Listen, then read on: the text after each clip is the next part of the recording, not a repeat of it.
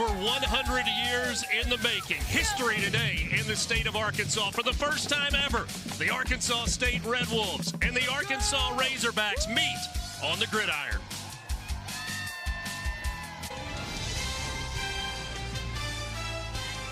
You're watching the SEC on ESPN, a spectacular Saturday in the state capital of Arkansas, Little Rock. They pulled out all the stops for the Red Wolves out of the Sun Belt Conference and the Razorbacks from the SEC. They are calling the Hogs and ready to go, and we are glad to be with you.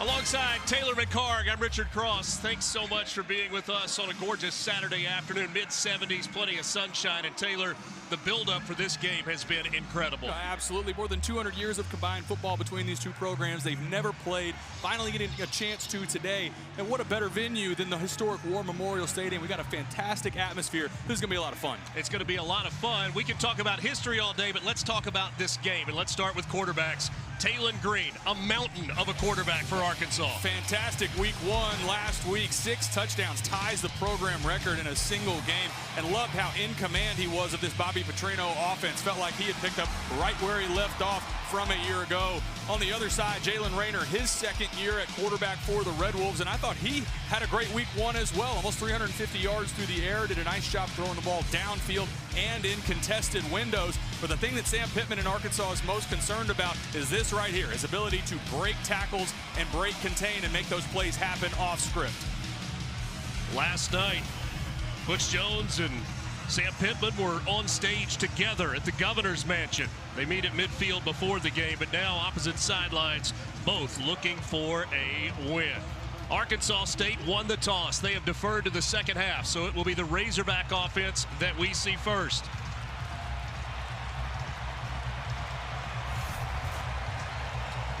We are in the second weekend, first full weekend of September. 70 degrees, overcast skies, absolutely perfect. Clayton Amaya will kick off for the Red Wolves of Arkansas State.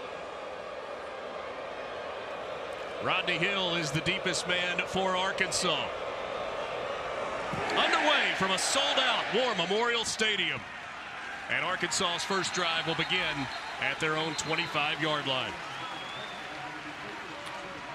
Fifth-year quarterback Taylon Green makes his way onto the field. He is a grown man at 6'6", 235 out of Louisville High School in Louisville, Texas.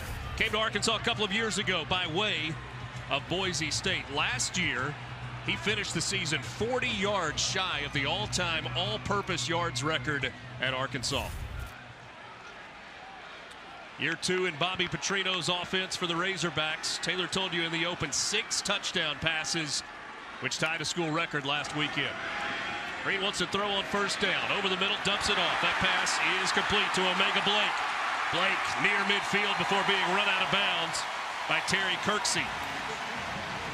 And right where he left off from last week, Omega Blake, 7 touches for 121 yards and a touchdown. And this is a staple of a Bobby Petrino offense. That shallow cross working across the field. Good protection up front and a good strike on first down from Taylon Green to Omega Blake. One back in the backfield is Mike Washington Jr., the senior out of Utica, New York. They toss it to him to the left side, running downhill into Red Wolves territory, still on his feet. And a chance for Mike Washington to the 10, to the 5, touchdown Razorbacks.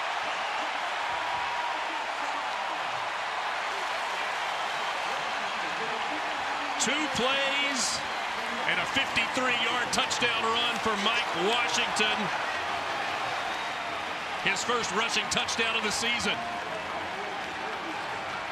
Fantastic job by the left side of this offensive line. And big Corey Robinson out in space, getting a downfield block. Huge play for the Razorbacks and Mike Washington.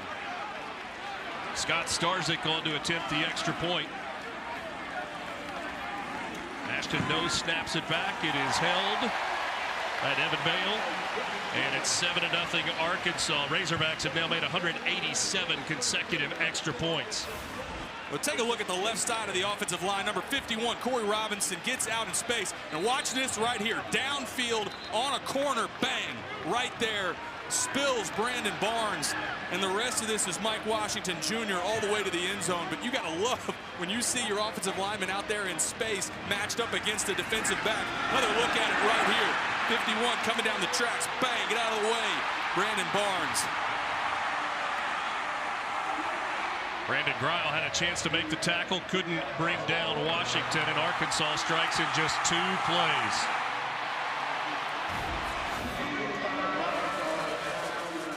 And so now it will be the Red Wolves' turn to try and answer. Chauncey Cobb is the deep man. Arkansas State is without their lead kickoff returner and their starting tailback. Jaquez Cross this week during practice in Jonesboro tore his ACL, a huge loss for the Red Wolves.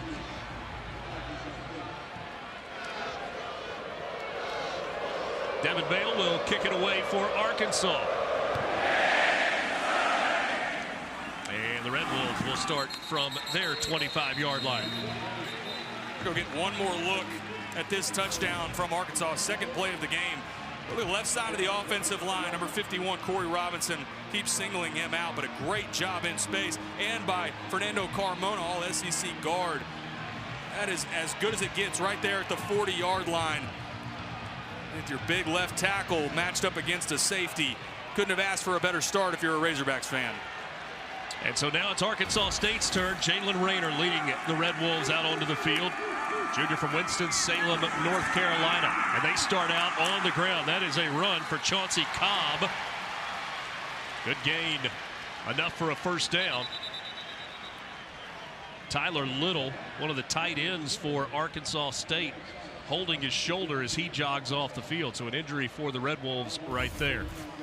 Get a look at Jalen Rayner, 6 feet, 202 pounds. Last year, over 3,000 yards of total offense, 19 total touchdowns.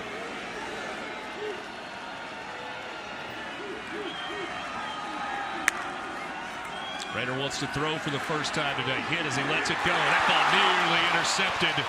And the coverage there, Julian Neal, one of the corners that Arkansas State's going to try to test today. They had good coverage, but good pressure in the interior as well. There.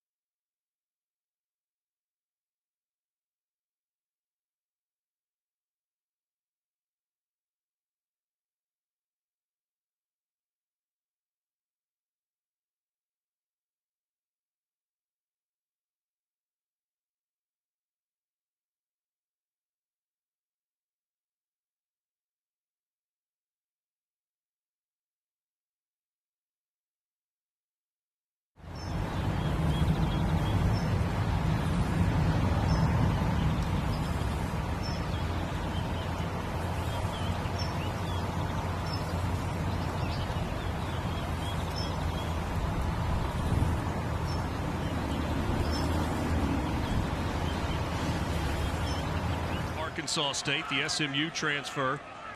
3 punts last week, averaging nearly 48 yards per punt.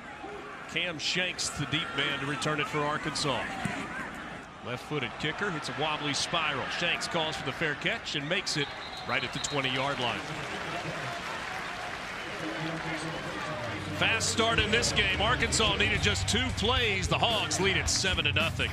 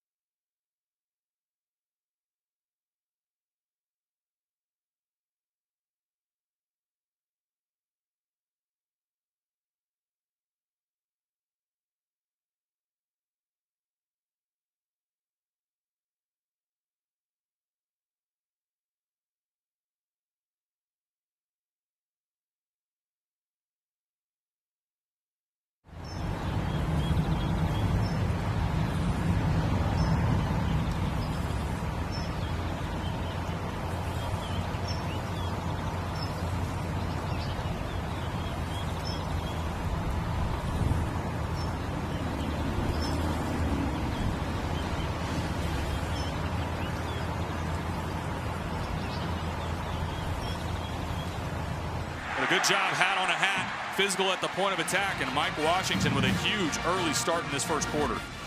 Sam Pittman told us a very physical week of practice for his football team.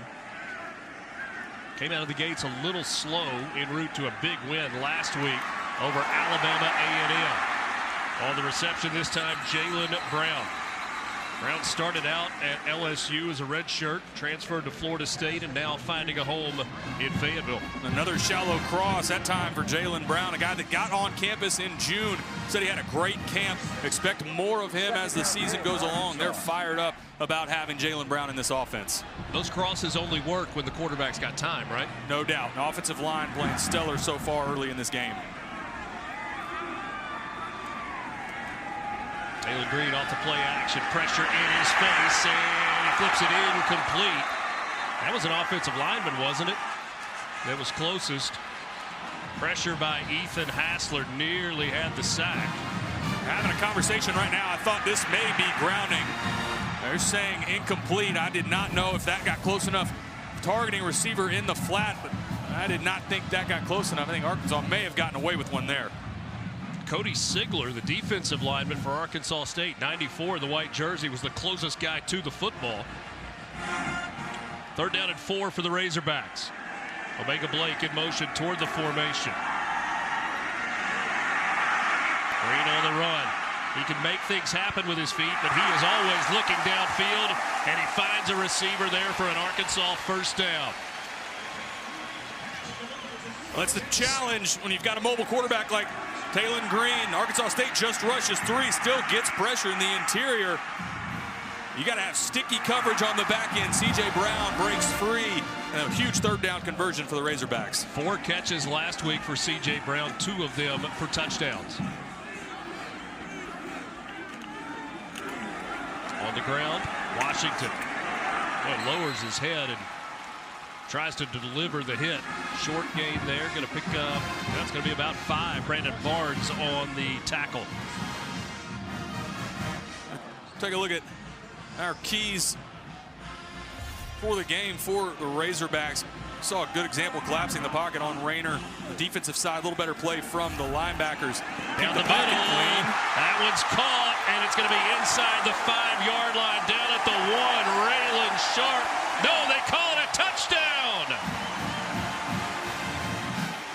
The Fresno State transfer hauls it in. That's his 2nd score of the year. 37 yards on the pitch and catch. As we're talking about keeping the pocket clean, another great job by the offensive line, and a strike down the middle of the field at open. Safety split wide, and Raylan Sharp, great play. I thought from up here it looked like that ball crossed the goal line before his backside hit the ground. I think they're taking a look at it right now to try and confirm whether or not this is indeed a touchdown or if he was down at the half-yard line. Saw him reach out there at the last moment to try extend the ball across the plane. The field is a touchdown. The previous play is under video review. Got a chance to visit with our video replay officials early. We said, and they said, hopefully it'll be an uneventful day, but 5 minutes in, they get their first opportunity to look at a replay. Look at where the backside hits the ground. I think it's going to be tough to tell from that angle. Again, called a touchdown on the field from where he hits the ground as he's extending the football out. To me, I don't know that there's enough there to overturn that. Trying to defy gravity with his hiney as he goes into the end zone. As it stands right now, it's a 2nd touchdown on as many offensive possessions for the Razorbacks.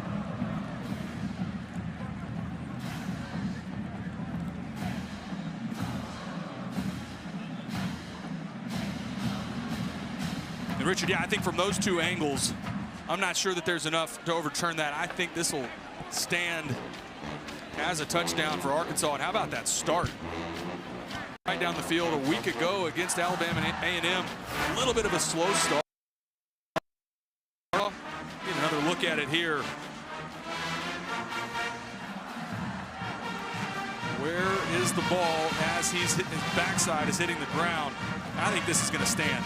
Again, I don't think that there's enough there, since this was called a touchdown on the field, for this to be overturned. I think this will be upheld.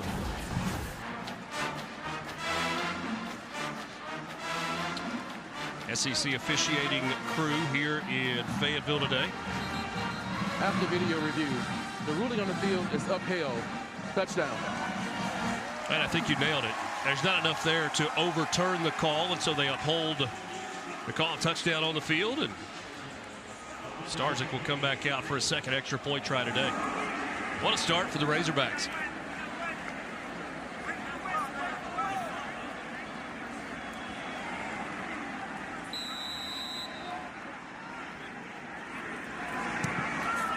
Extra point from Starzyk is through. It's now 14-0 Arkansas. A huge start for the Razorbacks. This time, Raylan Sharp, and a strike over the middle of the field from Taylon Green. Couldn't have asked for a better first two possessions for the Razorbacks.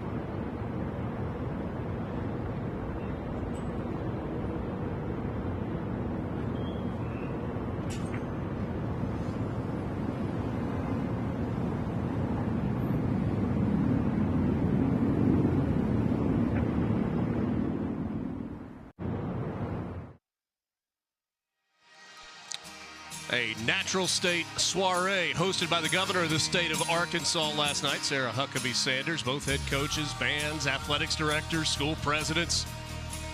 A lot of dignitaries there. They even let us go for a little while.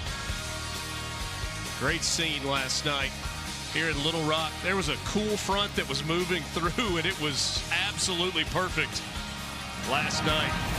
A lot of anticipation for this game. Not the start that Arkansas State had hoped for. And Taylor, I think maybe the biggest concern for the Red Wolves coming in was not so much about their offense, but about whether or not their defense could stay with this talented Arkansas group. Well, and they started this way against Southeast Missouri a week ago. Slow start, first quarter. It was a one possession game, rather. To respond here after two quick strikes on the Razorbacks. This time Cobb going to take the ball, try to bring it out. He's got it across the 20. Now he's got some room. Cobb into the open field across midfield. To the 30, the 20, the 10.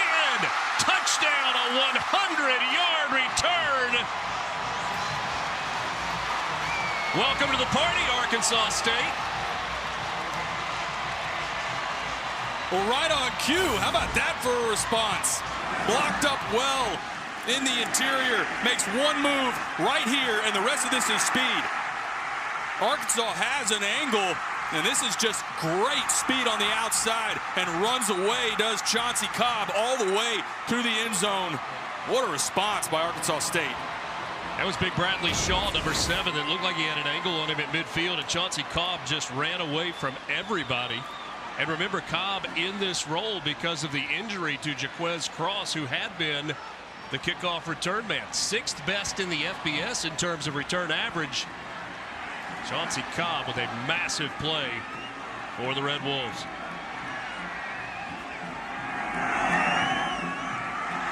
Extra point from Clune Van Andel is up and through. Another look, Bradley Shaw. You'll see number 7. He had the angle, but pure speed from Chauncey Cobb, and Butch Jones is fired up. This one was on the verge of getting away from the Red Wolves, and then a massive play in special teams. Gets Arkansas State on the board. See if their defense can settle in a bit. And that's what you need in a game like this. It's obviously there's a ton of emotion with all of the buildup. The fact that these teams have never played where they're playing this game in state. I think that's what your defense, to try and build off of a little bit of momentum, is not going their way for the first 2 possessions. Now we can see for Arkansas State, they've got to start winning first downs. Right now, Arkansas on offense picking up big chunks of yards, getting it to 2nd and 3rd and short. How about that play from the special teams unit from Arkansas State, which was the element that head coach Butch Jones told us would be the most important in this game. Rodney Hill standing at the goal line, set to receive this kickoff.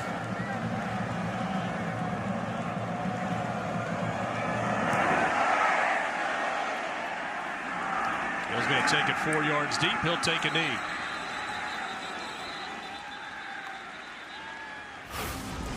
Officially 98 yards. I said 100. They'll say officially 98 on the kickoff return for touchdown. Well, it's blocked up really well. It's a return to the left. He can freeze right here. You get one move. He's going to make one defender miss. And then, as we called out, the only guy with an angle, Bradley Shaw, cannot keep up with the speed of Chauncey Cobb. So now it's the Razorbacks offense once again. 2 drives, 2 touchdowns. They have made it look easy so far. Flag comes in at the snap. Green's pass complete. Omega Blake with his 2nd catch of the ball game.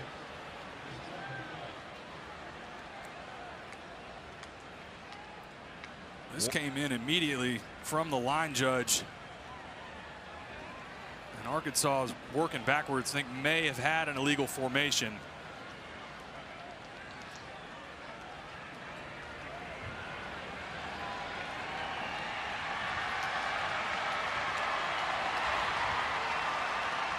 Illegal motion against the offense. Slot receiver never got set. 5-yard penalty. First down. James Carter, our referee today with this SEC officiating crew.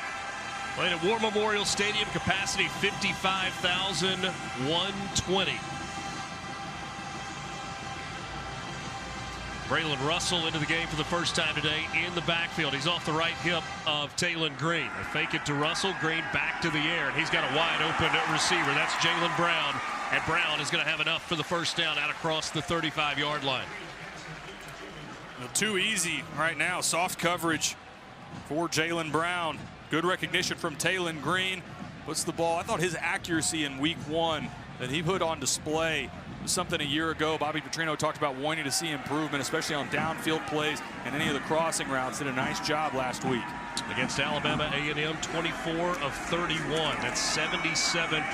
Green going to keep it himself. He's also got good straight line speed, trying to run away from everybody. He gets to the 10. Taylon Green to the house.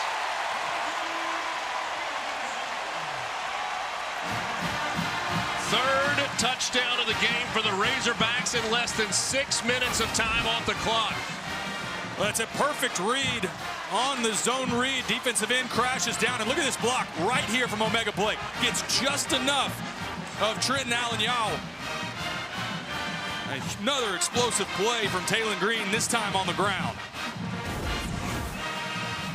Last week for Arkansas, Taylon Green carried it 9 times for 41 yards. That was a 64-yard touchdown run For the Razorback signal caller, the extra point is good, and just like that, it's 21-7. Woo. Watch, defensive end crashes down, and this is an easy pull read for Taylon Green. And I love the decisiveness. Get vertical immediately, and number 9 right there. Maybe actually gets away with a little bit of a push in the back on Trenton Allen-Yao. Bobby Petrino told us the straight line speed for Taylon Green is elite. He said they've tried to work on getting him going a little faster. You said no hesitation on that read. Well, he knew exactly as soon as he pulled the football where his lane was. It was not to try and work to the outside. And for a guy that stands 6'6", 235 pounds, lateral quickness is not his strength. It's that straight line speed. And to me, he runs a lot like Vince Young, right? Similar frame, not quite as fast as Vince was. But you can see when he gets in the open field, what a dynamic athlete he is, and a great decision to pull the ball on that play and get vertical for the touchdown. We're 6 minutes and a second into this game. Arkansas's offense has run 10 plays with 235 yards of offense. Devin Bale makes sure that this one is not returnable. It hits 5 yards deep. They've held the ball for 4:07. Tonight, after ULM and Alabama, SEC football final is back. Chris Dorig, and Benjamin Watson will have you. They'll take you through the biggest stories of the day and break down all the games. It's right here on the SEC Network and the all-new ESPN app. All right, everybody take a breath. Jalen Rayner and the Arkansas State offense back out on the field.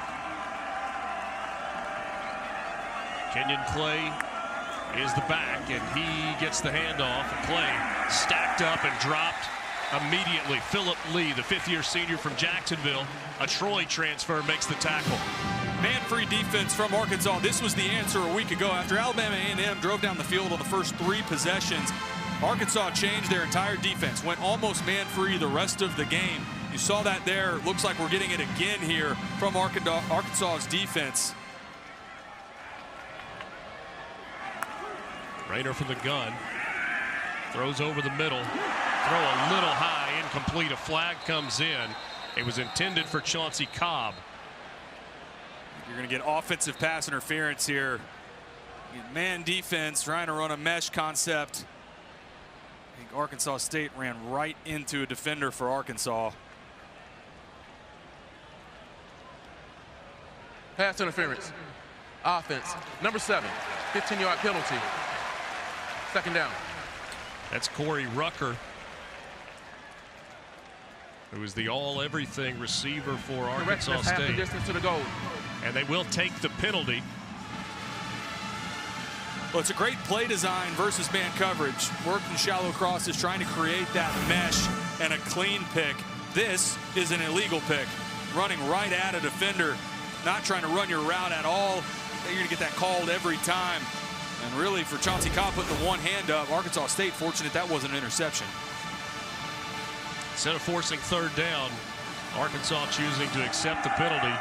You've got second and long. Got to take it all the way out across the 35. A half the distance to the goal line penalty. Rayner trying to get away, and he's dropped again. Philip Lee again with the tackle. This time for a loss of almost 12 yards, back to the 1-yard line. Look on the left side, matched up against Riley McGahee, and that is a dominating effort by Philip Lee, winning at the point of attack. Second huge play. Now, if you're Arkansas State, this is get anything on this play to try and give your punt team some room. 3rd and 34 for Arkansas State, and this capacity crowd that is majority Razorback fans getting loud. Handoff play will give Arkansas State a little bit of breathing room. A flag came in at the end of the play.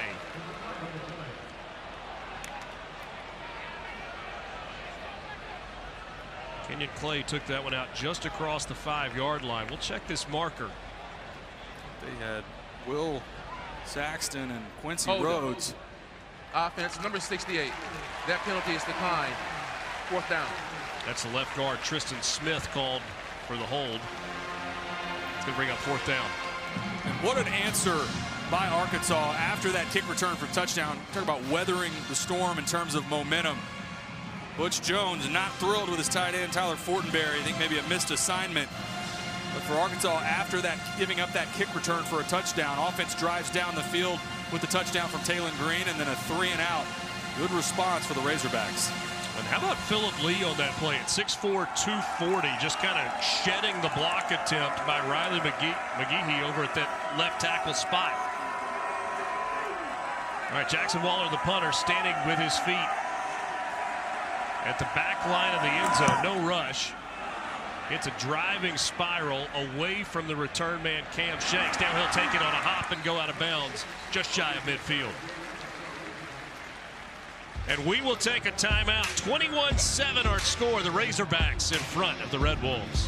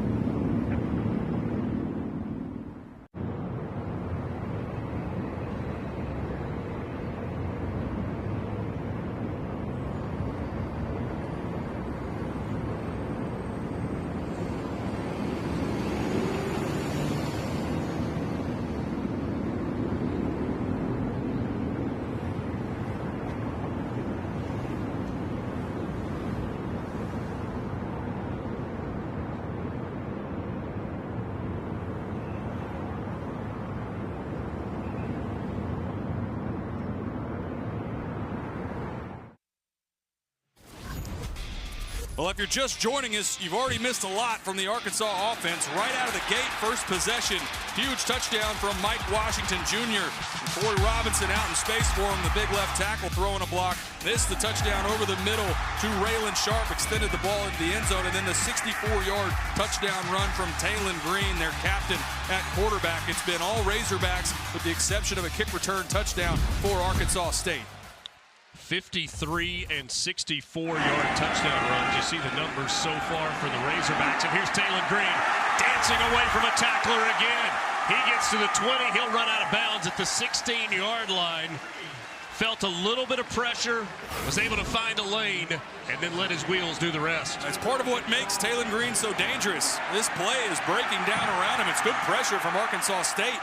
What does Taylon Green do? Makes two defenders miss, get vertical again. Another huge gain, 35 yards on that carry for Taylon Green.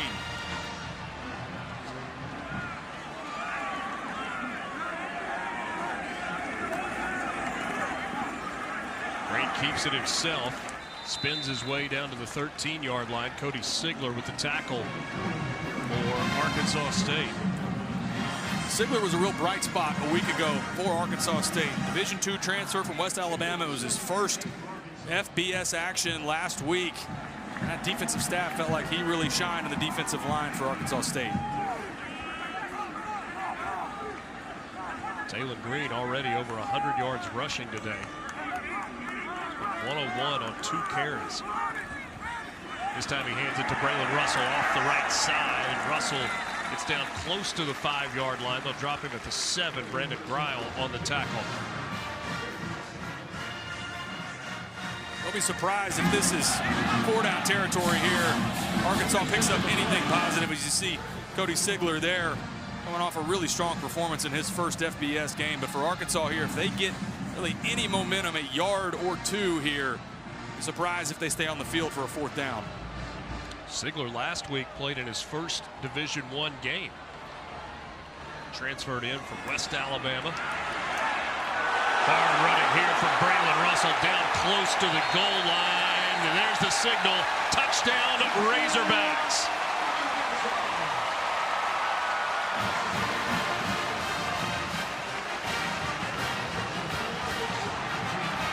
We're going to talk about physical running at the point of attack from Braylon Russell. 6'1", 238 pounds. He meets Brandon Greil at about the 2-yard line and spills him.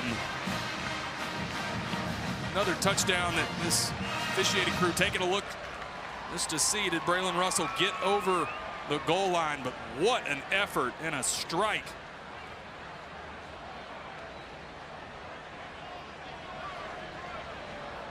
Second time today we've had kind of a long review on a touchdown play. Braylon Russell, the sophomore, on the Doak Walker watch list this season. Last year as a freshman, he carried it 67 times for 354 yards. He had 3 rushing touchdowns. His biggest game came against Mississippi State in Starkville. Carried it 16 times, averaged 11 yards per carry. And a week ago, between Mike Washington and Braylon Russell made a lot of people miss a week ago. Watch this strike. Boom. Runs right through Brandon Greil, the free safety from Little Rock. Richard, I don't know. To me, from that angle, I think it's another example of all those bodies in there. I'm not sure that there's enough there to overturn it. I think this call will be upheld for another Razorback touchdown. Certainly didn't see anything in that look that we had just a moment ago. The ruling on the field is a touchdown. The previous play is under video review. Let's see, did he look at whether or not this ball came out as well? I don't know where the body is. I don't think it's a fumble. I think he's clearly still has possession once it gets to the ground. At the last second, maybe it gets jostled around a little bit, but I think that ball went over the line. And again, with all the bodies that you see around the 1-yard line, I'm not sure that there's enough there to be able to say that Braylon Russell had a knee on the ground as he extended the ball over.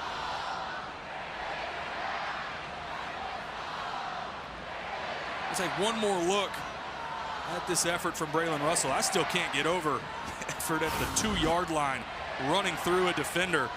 And I think that get the call here from our official, James Carter. The touchdown is upheld. He set the ball right down on top of the goal line. Didn't know when to tell if he was down or not in that mass of humanity. So a touchdown run for Braylon Russell.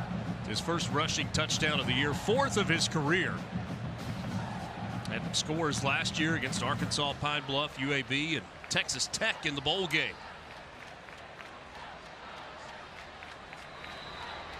Scott Starzyk has been busy so far today. He was 7 for 7 last week on extra points. He is 4 for 4 today. And the Razorbacks lead it by 3 scores, up 28-7 with 5:05 left in the first quarter. 4 possessions, 4 touchdowns, big plays. That was something else a week ago against Alabama A&M. Arkansas had a ton of chunk plays picked up right where they left off. Arkansas State on the defensive side, a little shell-shocked. Only points for Arkansas State coming on a 98-yard kickoff return for touchdown. That was by Chauncey Cobb. And it's always easy to point to the quarterback, but the truth of the matter is Jalen Rayner has had almost no time when he's tried to throw the football. In front for Arkansas has done a nice job. Arkansas State Arkansas is now also had field position. It's felt like inside of their 20 almost every time, with the exception obviously of the kick return that went all the way back for a touchdown. But Arkansas State is to try and have some sort of sustained success here, pick up a couple first downs, give their defense a breather. Evan Bale once again, and this one they clear the end zone. 6 yards deep, no chance for a return there. And so Arkansas State desperately looking for some first downs. I mean, you'd love to score, but you want to give your defense a little bit of a break and see if you can start to sustain something offensively. And get the ball on the perimeter. We've seen that a little bit in this game with a couple pop passes and screens. I think take a look with number 3 in the slot, Hunter Summers. Be surprised if you start seeing more of the screen game, more what looks like man defense again from Arkansas. Nothing so far from Corey Rucker, who's lined up at the bottom of your screen. They swing it out of the backfield to Devin Spencer. And Spencer has to fight his way just to get back to the line of scrimmage. Steven Dix Jr., the linebacker from Orlando, Florida, makes the tackle. That's also part of what makes it so difficult if you're a team like Arkansas State that wants to live on the perimeter and you're playing a man defense. If you don't start to create some separation, that's where you're not getting any yards after catch right now. Rayner to the air, maybe some early contact, no flag, incomplete pass. It was intended for Hunter Summers. Kenai Walker in coverage that time for Arkansas. That's the guy, Kenai Walker, this defensive staff feels like is their best cover corner. Big frame as well, 6'2", 204 pounds from Atlanta, Georgia. See Butch Jones, steady improvement for this program since he's taken over. They went 2-10 in his first year, 3-9 in 2022, followed it up with a 6-6 campaign, 7-5 last year, back-to-back bowl games for the Red Wolves. 3rd and 10.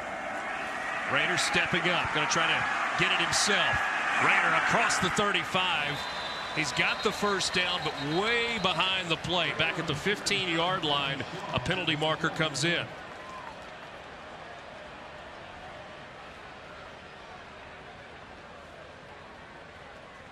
Personal foul. Hands to the face. Defense, number 1. 15 yards added at the end of the run. Automatic first down. That's Philip Lee that is called for the penalty, the illegal hands to the face, and so that's 15 on the end of the 12-yard run by Rayner.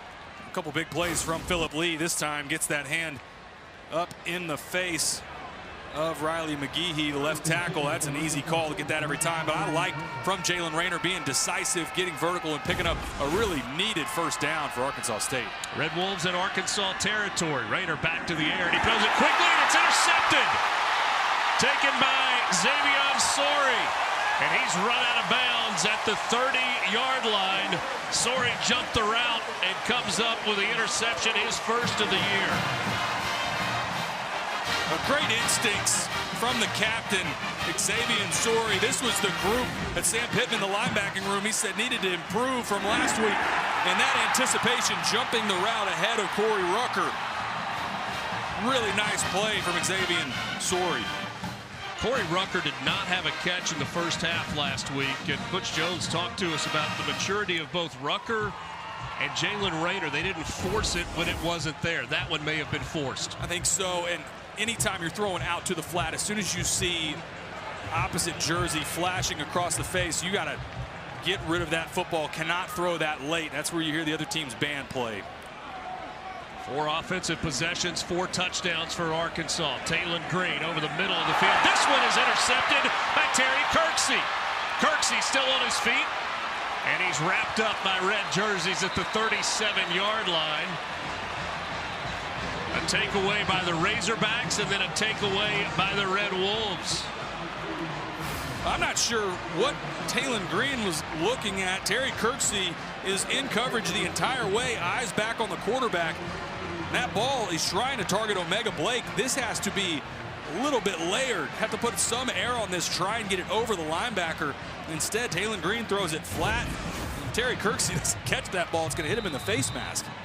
Griff McCarley is the defensive coordinator for Arkansas State. He's in his first year in that role. Last year was coaching the linebackers. And he told us that Terry Kirksey's got great size at 6'3", 242. Says has a chance to really help us. Transfer from UConn. Rayner trying to get away from trouble. Makes a couple of guys miss and going to be dropped for a loss on the play. Like almost a broken play as soon as Rayner pulled that ball. Eyeing Tyler Fortenberry downfield, but Fortenberry is not looking back. Something off on that play. It goes backwards for the Red Wolves. Deep shot down the near sideline. A lot of contact and a flag comes in. Intended for Hunter Summers. Jaheim Singletary in coverage that time. Singletary had Pass interference. Defense. 15-yard penalty. Automatic first down. He had a handful of jersey and some contact and a shove and everything else. I thought Singletary was in good position, but as he looks back to locate the football, panics a little bit, and that right hand, tough to see from that angle, but from our vantage point, see that jersey getting pulled from Hunter Summers.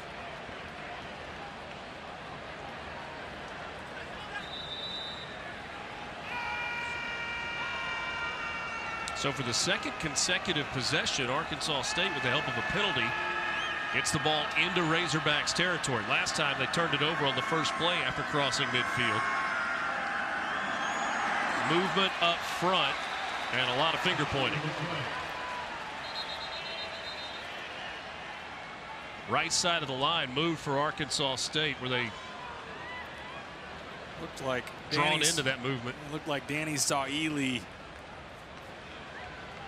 defensive tackle for Arkansas. False start. Offense, number 17. 5-yard penalty. First down. That's interesting. To me, from here, looked like Danny Saili got into the neutral zone and made him jump. That's what I thought. Saying on the other side that Jabari Bush, the tight end, is who jumped.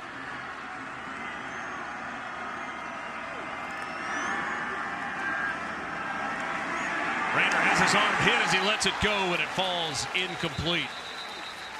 Again, pressure from that defensive front. Charlie Collins, I think, is the one that got his arm on the, or his hand on the arm of Rayner.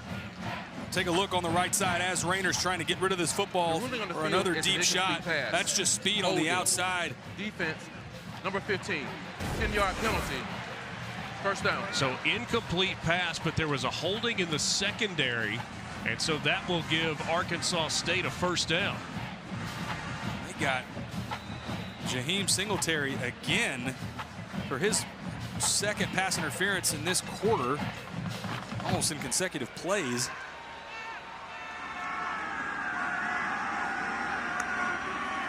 Spencer was the motion man. Now they dump it underneath. What a hit! Oh my! Look at that from Xavier Sori. He's got that captain patch on his jersey and came up and drilled. Take a listen to this one from Xavier Sori. Good instincts again from the captain. Had the interception on the last drive. Blows that screen up. I think that was intended for Jabari Bush. Now another big hit on the perimeter. Pass complete to Chauncey Cobb. He held on to it, but for lost yardage.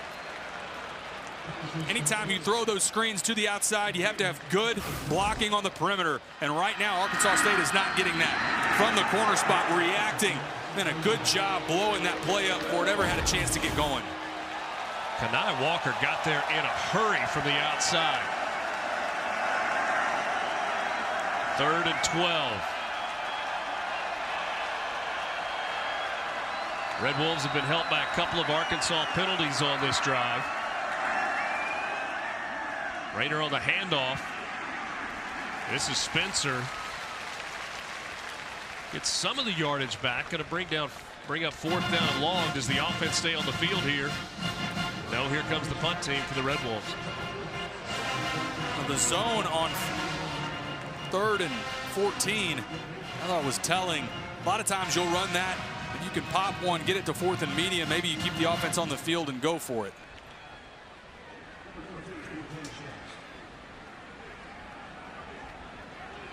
Arkansas State has run 15 plays in this game for a total of 18 yards. Punt by Jackson Waller. Oh, that's covered beautifully. Caught at the 2-yard line. Here's our all-new SEC Network Fall Football Weekday lineup. From Monday reactions to Friday previews, we got you covered throughout the season. Every show also available streaming on the all-new ESPN app. Whether it's the Paul Feinbaum Show this morning, Open Mic, Read and React, or SEC Now, you are covered on the SEC Network.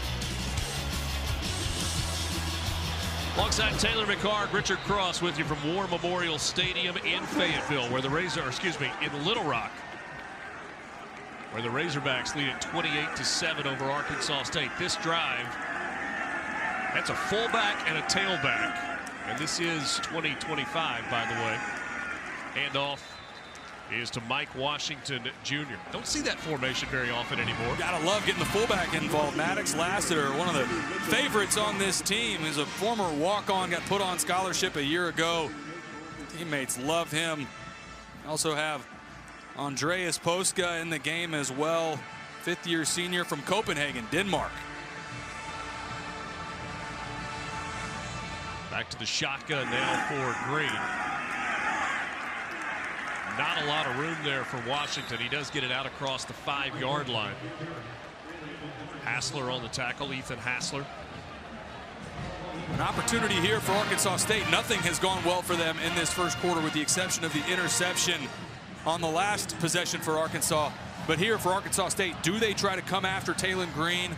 We've seen them a little bit of both, trying to bring pressure. We've also seen some drop 8, just rush 3. This is a big spot for the Red Wolves to try and force a 3 and out. You'd imagine would get good field position if they can force a punt. Hogs have converted on both 3rd down tries so far today. Taylon Green trying to make it 3 for 3 to the air. That ball is dropped incomplete and will force a punt from the Razorbacks. It was intended for Omega Blake. DeMarcus Hendricks in coverage for the Red Wolves. It was a nice job in coverage. Trenton Allen Yao rallies up immediately. Good sticky coverage. Again, not much has gone well for Arkansas State in the first quarter, but that was a nice job bowing up. And imagine get good field position back here for your offense if you're Arkansas State. 2 best plays of the game for Arkansas State have come on special teams. The 98-yard touchdown return and the punt that was fielded at the 2-yard line and pinned Arkansas deep. Aaron Blancas back to return this one. A booming punt that time from Devin Bale. Taken at the 31-yard line. Blancas trying to make something happen. He gets out to the 40 where he is upended. And that brings the first quarter to an end. Took us nearly an hour to play the first quarter. It finishes with a 62-yard punt. Red Wolves will have the football when we come back for quarter number 2. War Memorial on a Saturday afternoon in Little Rock.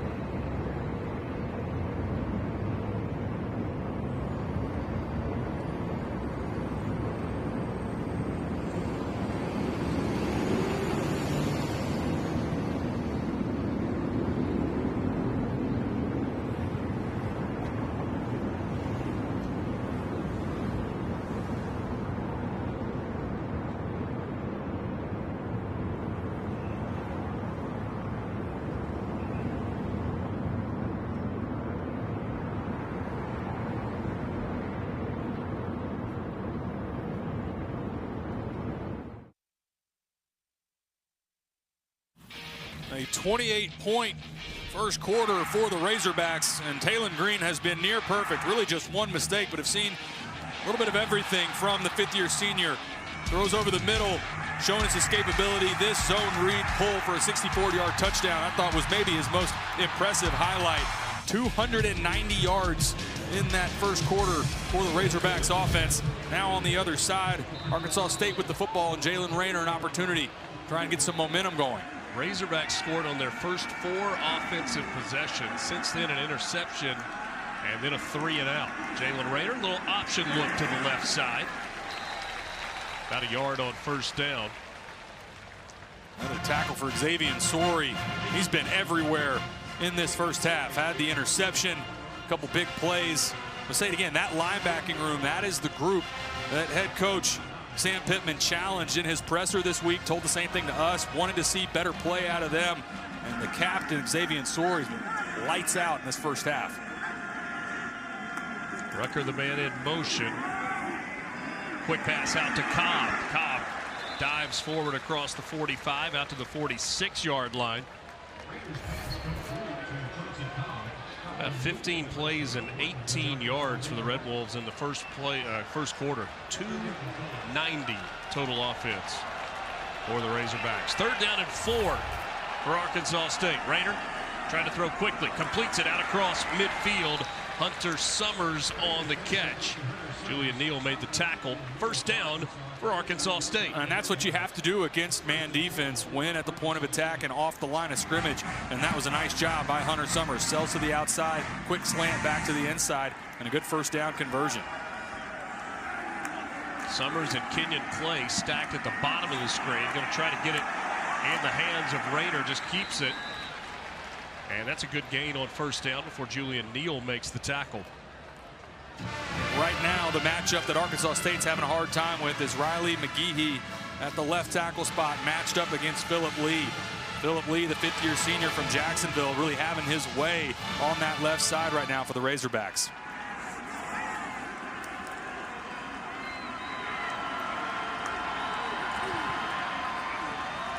RPO look, and Rayner throws this one away. Nobody home, well covered by Arkansas. Quincy Rhodes got a push up the middle there. And a good job staying home by Kenai Walker.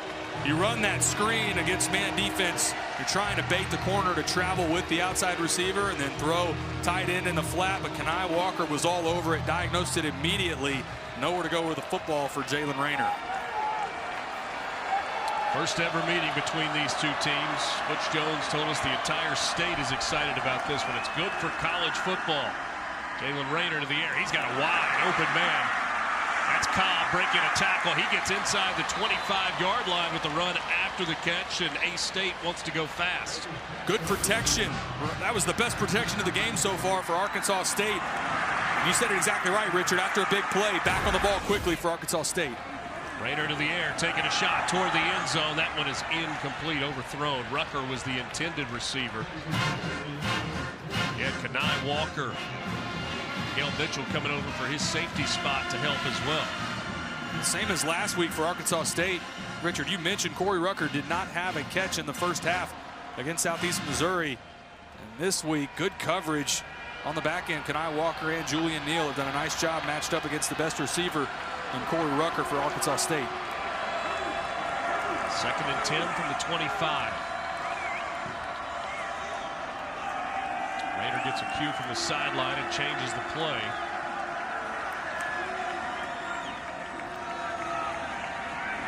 Spencer tries to cut it back, makes a couple of guys miss, and picks his way to the 20-yard line for a gain of 5 and a 3rd down play coming up.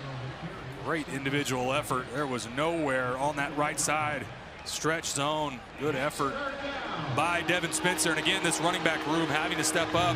Jarquez Cross went down this week. Season-ending injury. Guys like Devin Spencer, Kenyon Clay, D.D. Murray as well having to step up in his place. We'll call it 3rd and 6 from the 21.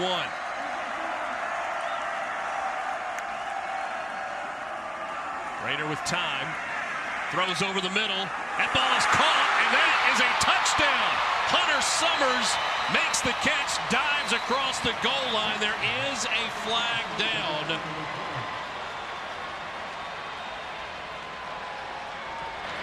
We're going to have to check the marker. Hands to the face. Offense, number 55. 15-yard penalty. Alaric Watson, the right tackle, called for hands to the face, and it wipes the touchdown off the board. Takes away timeout, Hunter Summers, who's down in the end zone right now. We'll take a look on the right side for Watson, big 55. You see that left hand get up in the face of Cameron Ball. Ooh. Especially when you get out on an island like that, you are right in front of the head referee, James Carter. Wipes away a huge play for Arkansas State. Yeah. Don't imagine that Butch Jones is going to agree with that call when he goes back and watches the tape. 28-7, a big third down coming up for Arkansas State.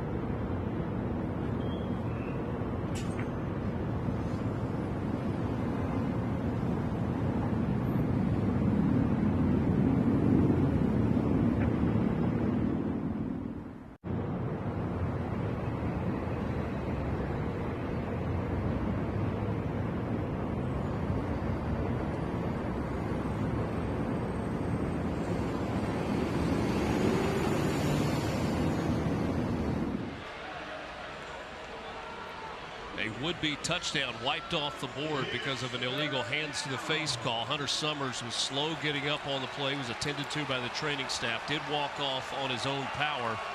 See him there with his helmet off, and to his right, left on your screen, you've got Jaquez Cross. ACL tear in practice this week. He was the starting running back for the Red Wolves. Well, instead of an extra point try, you've got 3rd and 21. Rayner steps up in the pocket, takes a shot down the field, trying to get it to Rucker. Incomplete, nearly intercepted. Julian Neal was there, tried to come down with the ball.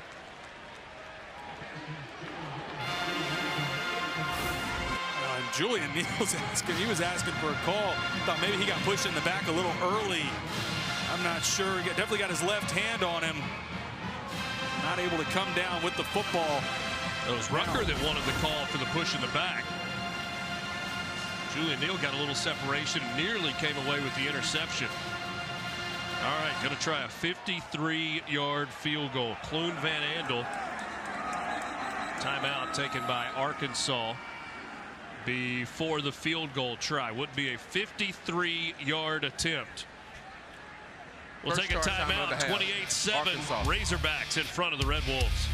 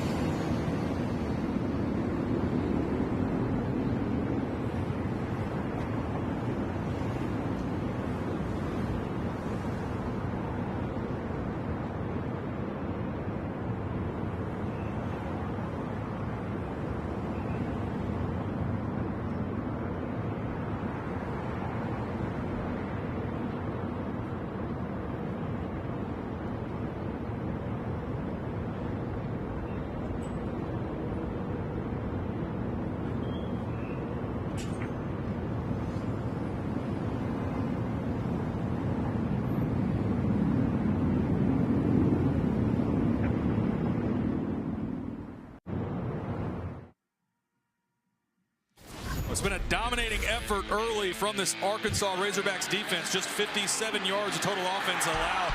And a consistent theme is pressure up the middle for this Razorbacks defensive line. Saw Quincy Rhodes get after the quarterback. Phillip Lee has had a huge first half off the left side. And I think the MVP for this defensive unit has been Xavier Sori. He had the big interception. Seen him flash a number of times. This one right here, rallying on a screen. And the captain out of that linebacking, the center of the defense, the linebacking core, had a fantastic first half. So a 53-yard field goal attempt coming for Clune Van Andel. He's on the Groza watch list. 21 of 25 a year ago. At one point made 17 consecutive field goals. This would be a career long.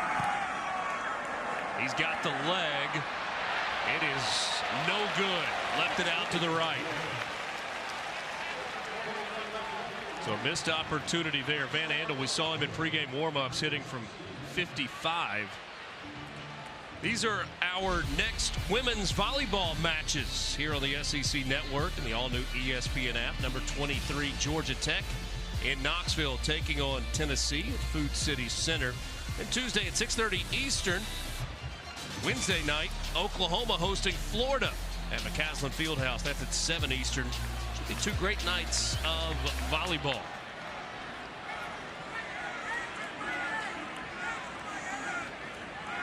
First and 10 for the Razorbacks from the 36. Scored on their first 4 possessions of the game. Mike Washington Jr. What a good first down run there for him. Good job again by that right side of the offensive line. A week ago, a little bit of movement. They moved Amari and Harris around a little bit. But I think they've shored up that right side of the offensive line. And head coach Sam Pittman, a former offensive line guy, said, look, I felt like that is a well-coached unit for us right now.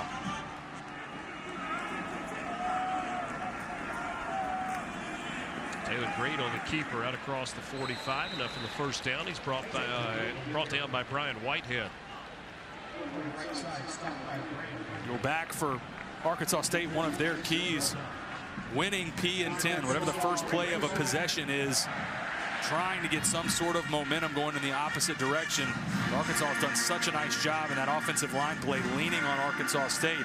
And that's where a lot of those chunk plays that we've talked about have come from. This time Green wants to throw. Looking down the field, he fires across the middle, and that ball is intercepted. On the pick, Avante Dickerson. They have challenged Dickerson to step up and play better. And he was able to come up with the interception, the second turnover of the game by the Razorbacks. Interception by the defense. Jaden Platt, the tight end, and Jalen Brown, the receiver. I don't think either one knew who was getting this football. Goes right over the head of Jaden Platt, away from Jalen Brown. But a great play on the back end by Avante Dickerson. You could see Jaden Platt kind of throw that left hand up and then pull it back down, almost to say, well, that must not be for me. And it was sort of the same reaction from Jalen Brown. An inaccurate throw from Taylor Green, and Avante Dickerson and this Arkansas State defense take advantage. Arkansas scored on their first 2 possessions of the game. Then you had the 98-yard kickoff return for a touchdown. Razorbacks scored on their next 2 possessions. Ball comes out here. Who's got it? Looked like the Red Wolves were able to fall back on it right at the 40-yard line. Kenyon Clay on the carry. We had a track meet in the first quarter, and the second quarter has been sloppy. Back and forth with turnovers. Not great ball security. You get in the interior there. He gets forced out by his own center, Mason Myers. Devin Spencer now into the game. Rader dumps it off. Run after the catch for Spencer. Shoved out of bounds just shy of midfield by Steven Dix. Gain of 9 and a first down for Arkansas State. And true to form, right after a big play, Arkansas State goes quick, back on the ball. Handed off. It's Spencer to the outside. He'll get close to the 40-yard line. Jaheim Singletary brought him down. A good first down play, and it feels like protection has gotten a little bit better for Jalen Rayner. Protection has gotten better, run blocking has gotten better, but I think the guy Riley McGehee that we talked about earlier at left tackle, he's playing better as this game has gone along. Matched up again against Phillip Lee on that left side. Clay back into the game. Double pass. On the catch that time, Jalen Bonelli kind of looked upfield. This was designed to go to Kenyon Clay, the running back. Anytime you see the quarterback step up, throws it backwards to Jaden Bonelli, who was a high school quarterback. Not good enough protection, and credit Bonelli for just getting what he could get, pick up a yard there, not try to force it. Arkansas State 3 of 7 on third down. 3rd and 3 here. Rayner quickly to the air. He's got a receiver open. That's Cobb. He's got speed and is shoved out of bounds at the 25-yard line. Good to see him back on the field. And similar last week for Arkansas State, they started so slow against Southeast Missouri. It was 10-7 at the end of the first quarter. It feels like they've fallen into a rhythm. Good recognition by Jalen Rayner. Get it to your guy on the outside, and Chauncey Cobb with speed. Feels like Arkansas State's starting to find a rhythm on offense. This time they hand it off. That's Kenyon Clay inside the 20-yard line. Let me correct myself also. It was not Cobb that was hurt earlier. It was Hunter Summers that was banged up on what would have been a touchdown catch. Corey Rucker, most receiving yards among active Division I players, does not have a catch. Rayner was looking left side at a one-on-one. Instead, he scampers down to the 15 for a first down. Xavier Sori on the tackle for the Razorbacks. Had that diamond formation, quads out to the right side into the boundary. Thought they were going to throw the fade out to the field to Jalen Bonelli, but a good decision by Jalen Rayner. Get vertical, pick up another first down. Start to see some hands on hips. This Arkansas defense, this is by far the longest this unit has had to be on the field in this first half. 7 plays, 47 yards so far on this drive for the Red Wolves. Trying to get it into the end zone.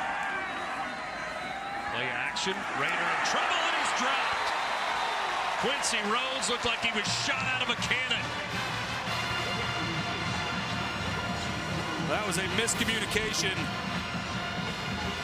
Rayner pulls this football. He's trying to throw it to the boundary to Corey Rucker. Rucker is not out in a route. He's blocking. Nowhere to go with the football for Jalen Rayner, and Butch Jones is fuming. Rhodes able to shed that block and then go straight at the quarterback. Rayner had nowhere to go. Second down play. Rayner in the pocket now, wants to run. He gets to the 10. Rayner spins his way to the 5 and should get a first down. We'll bring up first and goal. Julian Neal brought him down after a gain of 14. This is exactly what Arkansas's defensive staff talked to us about with a mobile quarterback. When you talk about collapsing the pocket, that's got to start in the interior, because you can have rush lanes up the field, but if there's an opening in the interior of your defensive line, that's where a mobile quarterback's able to take advantage, and that's exactly what Jalen Rayner did, using his legs for another first down. The ticket allotment for Arkansas State was 10,000. We were told there would be 12 to 15,000 Red Wolves fans here. They're looking for something to cheer about. First and goal, high snap. Rayner is met at the line of scrimmage for no gain. Sori again on the tackle. How many times have we called Xavier Sori's name in this first half? And I think no matter what happens here for Arkansas State, and for Butch Jones and offensive coordinator Keith Heckendorf, you're calling this like it's 4-down territory. I think once you're down inside the 10-yard line at the 5, your play calling here is as though you're going for it no matter what. Coming up on the 5-minute mark in this second quarter.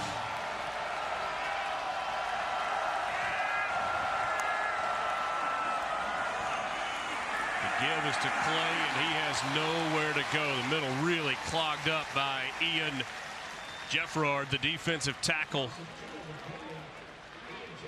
He got the stop on the play.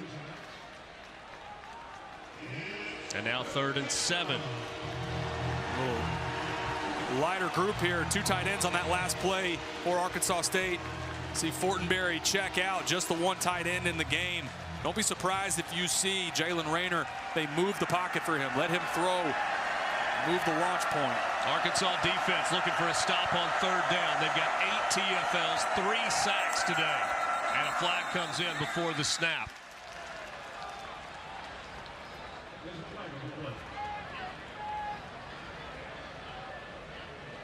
It'll be movement or formation.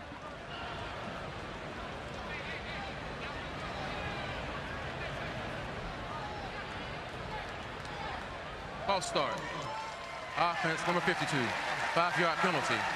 3rd down. And right as I say, no matter what, this is 4-down territory.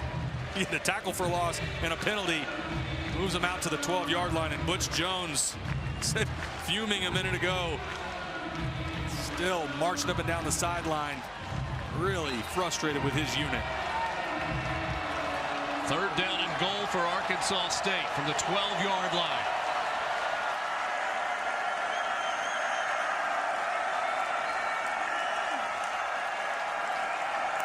Rucker in motion, top of the screen. Rayner, pump fake. He's in trouble, now escapes. Rayner going to his right, a flag is down. Cuts it up inside the 5. He's down to the 4-yard line. Stephen Dix Jr. made the tackle.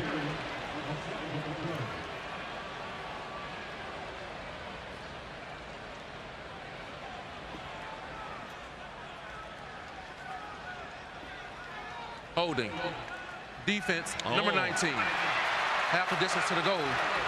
1st down. Shakur Smalls called for holding in the defensive backfield. And so a fresh set of downs for Arkansas State. 1st and goal from inside the 3-yard line. And a brutal penalty from Smalls. That was a guy that Sam Pittman called out specifically to us in our conversation with him this week. Said that is a guy that we can win SEC football games. Transfer from Maine. That was a brutal penalty at a terrible spot. Now fresh set of downs for Arkansas State. 5th penalty for 69 yards on Arkansas. Heavier package in right now for the Red Wolves. Rayner looking to go to the air, trying to force it to Rucker, could not complete it on the slant. That battle between Kenai Walker and Corey Rucker. Kenai Walker is getting the best of Rucker right now. This is, again, slant, simple throw. They're not in a bad spot. You'd like that to be a little bit down if you're quarterback Jalen Rayner, but right now the coverage from Kenai Walker is near perfect. Drop down into a 3/4 arm slot there to deliver it. This is the 14th play of the drive for the Red Wolves. Looking for a touchdown, 2nd and goal. Kenyon Clay in the backfield with Jalen Rayner. And a timeout taken by Arkansas State. Blood pressure running a little high right now for Butch Jones. First time of the half. Arkansas State. He's been hot. 30-second timeout. That miscommunication between Jalen Rayner and Corey Rucker that ended in a sack. But for Arkansas State, it's clear that they've fallen into a rhythm here. 14th play of this drive coming up, like you mentioned. In that 1st quarter, you go back to a week ago. They're playing an FCS team, Southeast Missouri. A very different opponent than against an SEC opponent in Arkansas, but similar. Last week and this week, slow starts for Arkansas State, but they've settled in. It was nice of you to let the young man borrow your hog hat. What a great scene today. We were greeted with traffic that maybe we didn't expect coming into the stadium. The tailgating started early outside War Memorial, and they have got a packed house. This is the final game in the current contract that Arkansas has with War Memorial Stadium, but it has been a historically significant place for the Razorbacks. Fans talk about the Texas game in '69, the Alabama game in '92, the miracle on Markham in '02. There have been some big moments for the Razorbacks. They're trying to win this first ever meeting with Arkansas State. A flip to the end zone, and a wide opened number 89. They go big boy touchdown. I love it. I don't see an 89 on the roster. This is a great job in a pop pass. Leak out the offensive tackle.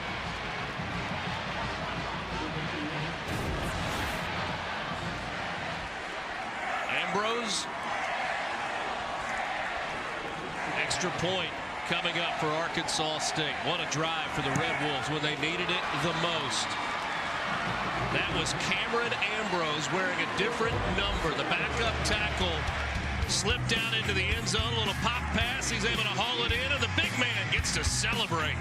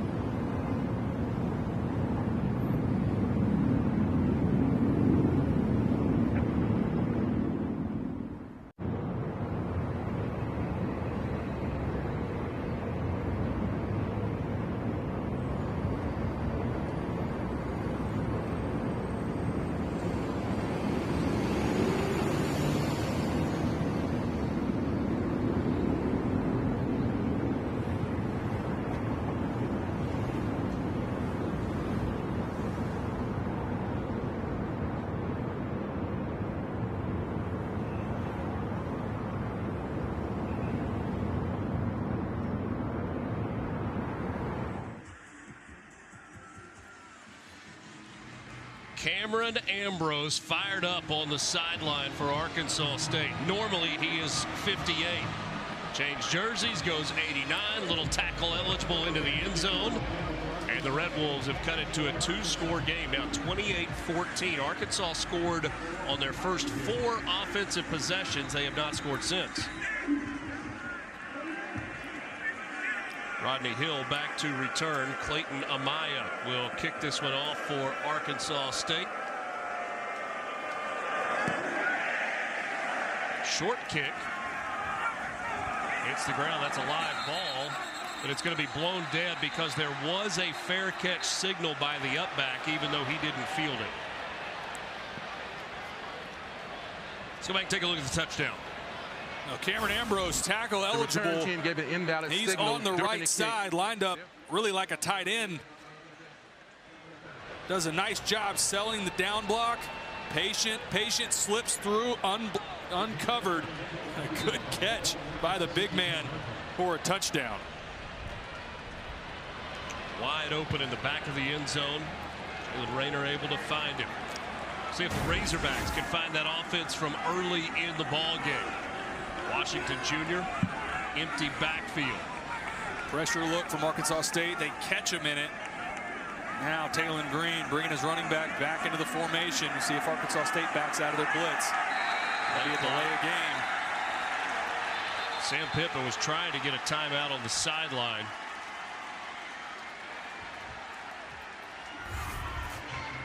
Prior to the clock running out, Arkansas called their second charge time of the half. So Sam Pittman was able to get that timeout to save the 5 yards. How about the difference in the Razorbacks first quarter versus second quarter? 18 plays, 290 yards, and 4 scores in the first 15 minutes of the game. And with 3:44 to go here in the second quarter, they've only run 3 plays. And I think the biggest surprise are the 2 throws for interceptions from Taylon Green. The one that was most surprising to Terry Kirksey, the linebacker, he threw right into Kirksey. And then the other, an inaccurate throw over the head of his receiver. A good play by Avante Dickerson. And I think Taylon Green, as good as he looked in that first quarter on those first 4 drives, and find a little bit of rhythm. Arkansas State is taking advantage to create those 2 takeaways. So the Razorbacks save the 5 yards with the timeout. They've got 1st and 10 from the 17, their own 17 with 3:44 left in the half. Green to the air, and it's caught. Now close to the 25-yard line. Braylon Sharp with the reception.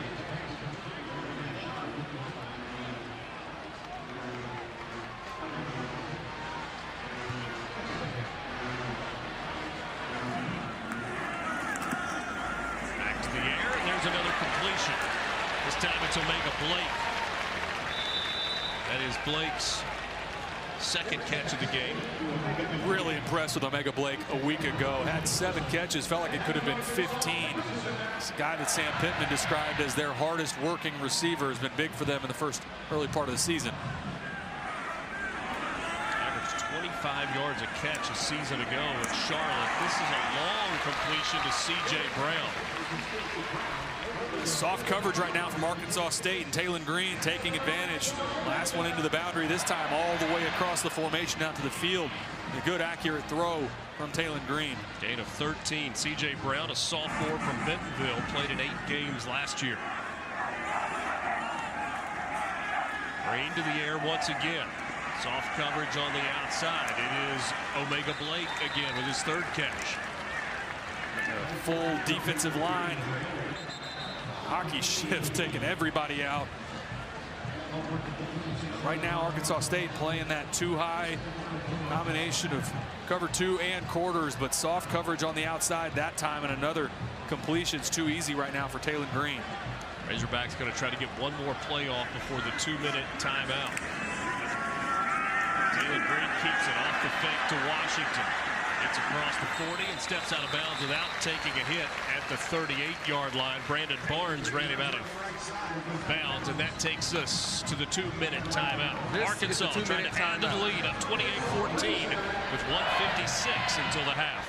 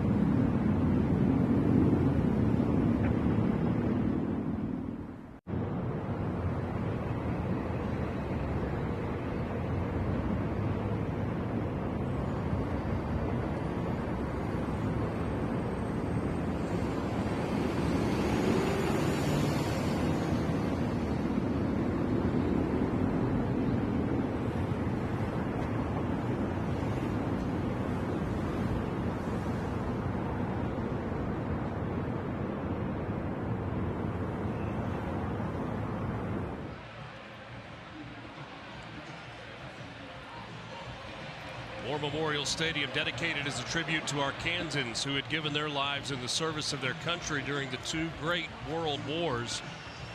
Story of how this stadium came to be, and interesting when Kevin Kraft with the War Memorial Stadium Commission was sharing this with me. The athletics director at Arkansas in the late 40s, John Barnhill, wanted a new stadium in the Little Rock area. Couldn't get it from local leaders. And so in 1946 or 47, Taylor Green back to pass here.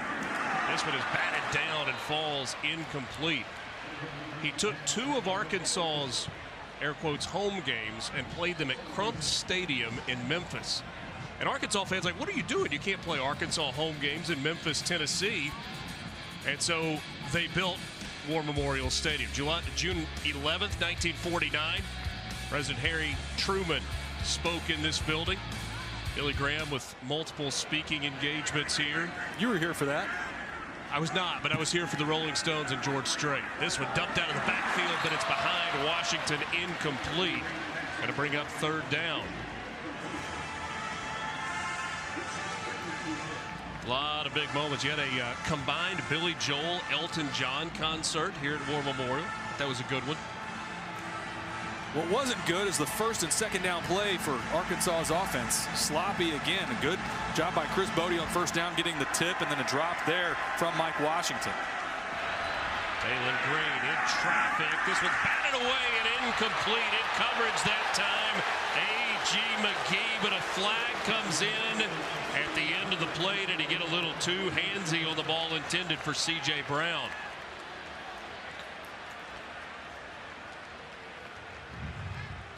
Pass interference. Defense, number 6. Spotted the foul. Automatic 1st down. That's exactly who it was against. A.G. McGee matched up against C.J. Brown. And this came in late. You could hear the Arkansas State fans not pleased. Gets that hand over the back. That is hand kind of underneath the left arm of C.J. Brown. If it's the late contact, that's questionable. If you want to go early contact, understand. This one intended for the tight end, Jaden Platt. This is a guy that Bobby Petrino really, really likes. The redshirt sophomore from Hazlet, Texas, transfer from A&M. They tried to get the tight end room more involved a week ago. Rohan Jones didn't have a catch in week 1. But Platt, talked about Posca as well. They feel like they've got great depth at the tight end room. Arkansas State's defense looking to hold. They had what they thought was a 3rd down stop, but a pass interference play kept the drive alive. Taylor Green on the keeper, off the fake to Washington, barrels his way down to the 19-yard line for a 1st down. Brandon Greil on the tackle. And blocked so well by this offensive line. I think if he had handed it off to Mike Washington or keep it himself, I think it's a 1st down either way.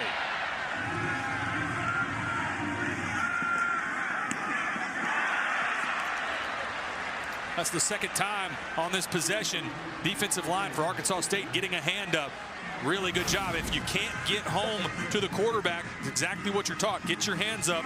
Try and get in the action. That time it was Cody Sigler, Division II transfer from West Alabama.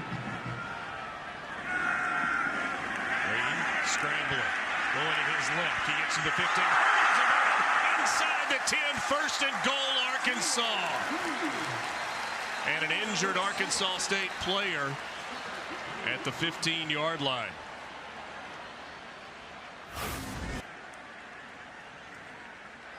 Take a look at the hurdle, and man. Officials timeout for an injured player. This was a brutal shot.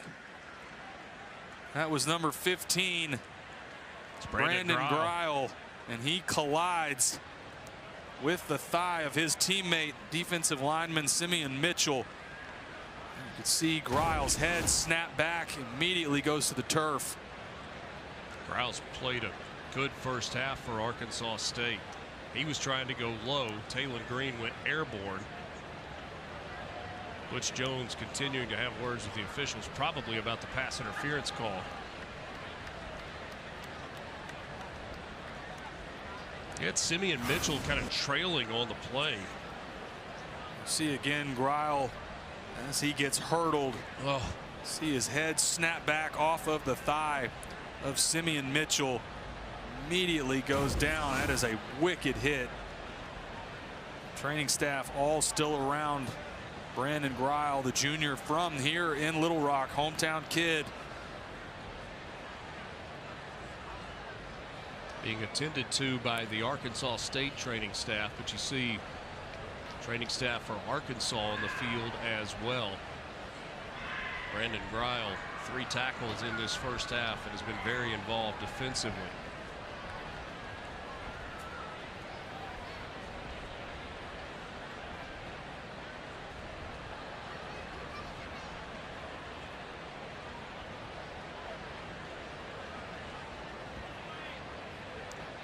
Certainly a scary moment when you saw Greil's head immediately have that kind of whiplash effect.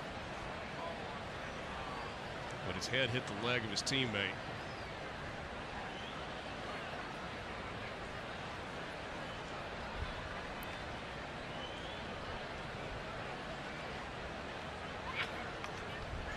Nerves looking on from the stands as this is an extended break. The entire Arkansas State team, or much of it, on the field very close to their teammate who's still down.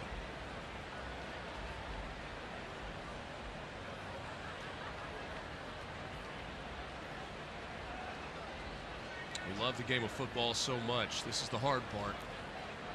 And these are the moments as a teammate, you're standing there looking for any sign of movement, communication. Obviously an extremely scary situation, and that was a time you collide with your teammate Simeon Mitchell. Extremely scary for Brandon Greil. We're going to take a second. We'll be back.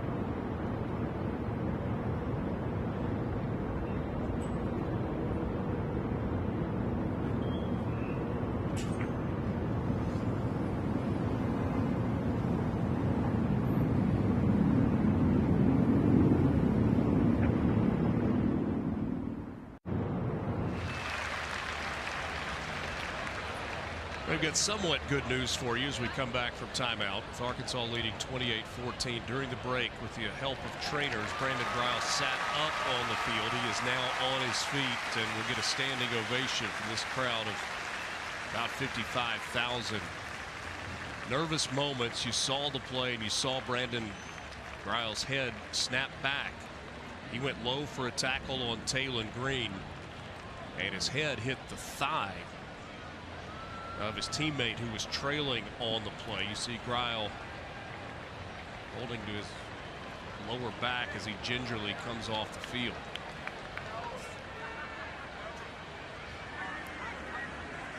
And so after that, football will resume. It's going to be 1st and goal for Arkansas. 72 seconds remaining in this opening half. Razorbacks scored on their first 4 offensive possessions of the game. They have not scored since. We're trying to put points on the board before the halftime break. 1st and goal from the 8. Taylon Green, 12th play of the drive, looking toward the end zone. He fires back to the end zone, and that ball is caught for a Razorback touchdown. Jalen Brown.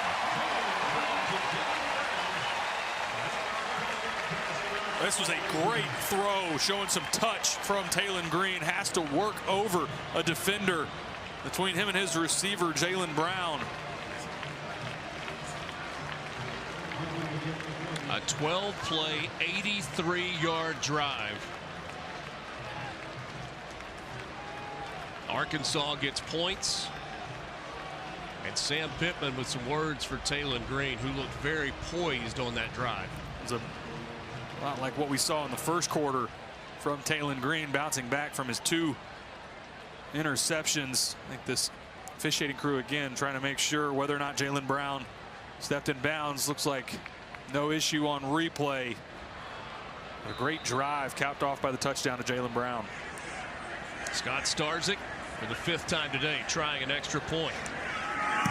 And once again splits the uprights, and that makes it a 21-point lead for the Razorbacks in front, 35-14. We'll take another look. And again, this throw from Taylon Green does such a nice job working over the defender right in the middle. As you can see, it's 22 working to that back line. Nigel Nelson, the defender. That's a tough throw for a quarterback, and that's the kind of throw that earlier in the game Taylon Green did not display that touch. That's where the interception earlier to Terry Kirksey comes from. Improves on it, obviously, and a good throw on the back line for the touchdown. Jaylen Brown just kind of throttled it down on the back line of the end zone. Able to haul it in for the score. Give the Razorbacks a little more breathing room. Down 35-14, 53 seconds left in this second quarter. Chauncey Cobb back to return the kick. Blake Ford with it teed up at the 35 will kick it away.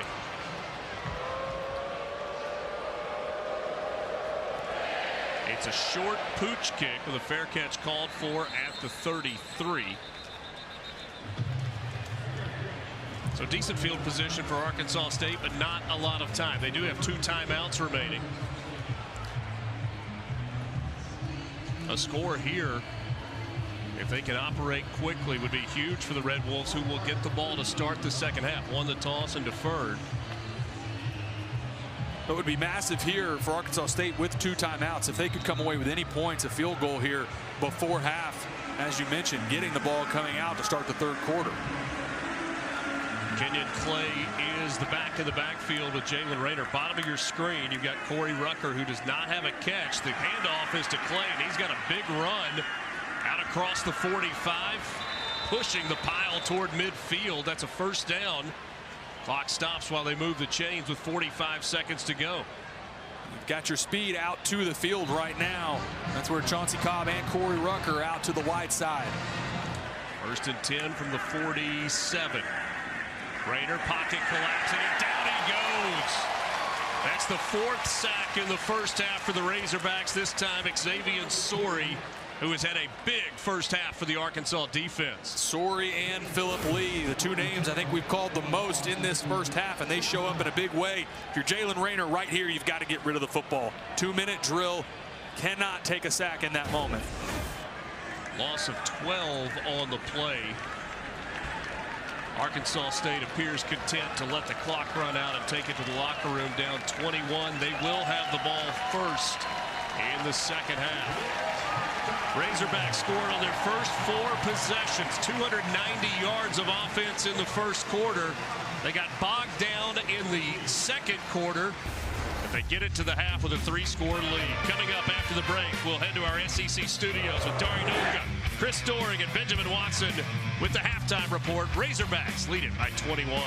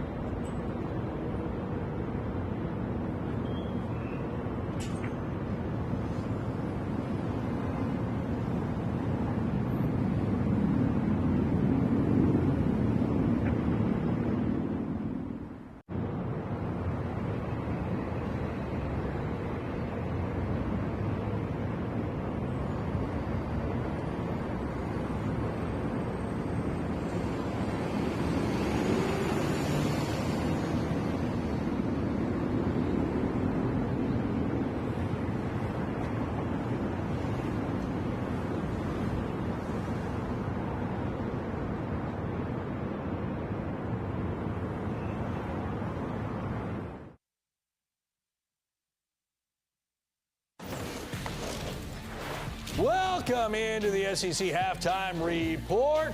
Dory, Doring, and Watson, of course, multitude of games still to be played in prime time a little bit later tonight, but I don't think there's any bigger than the one that you see right in the middle on ABC.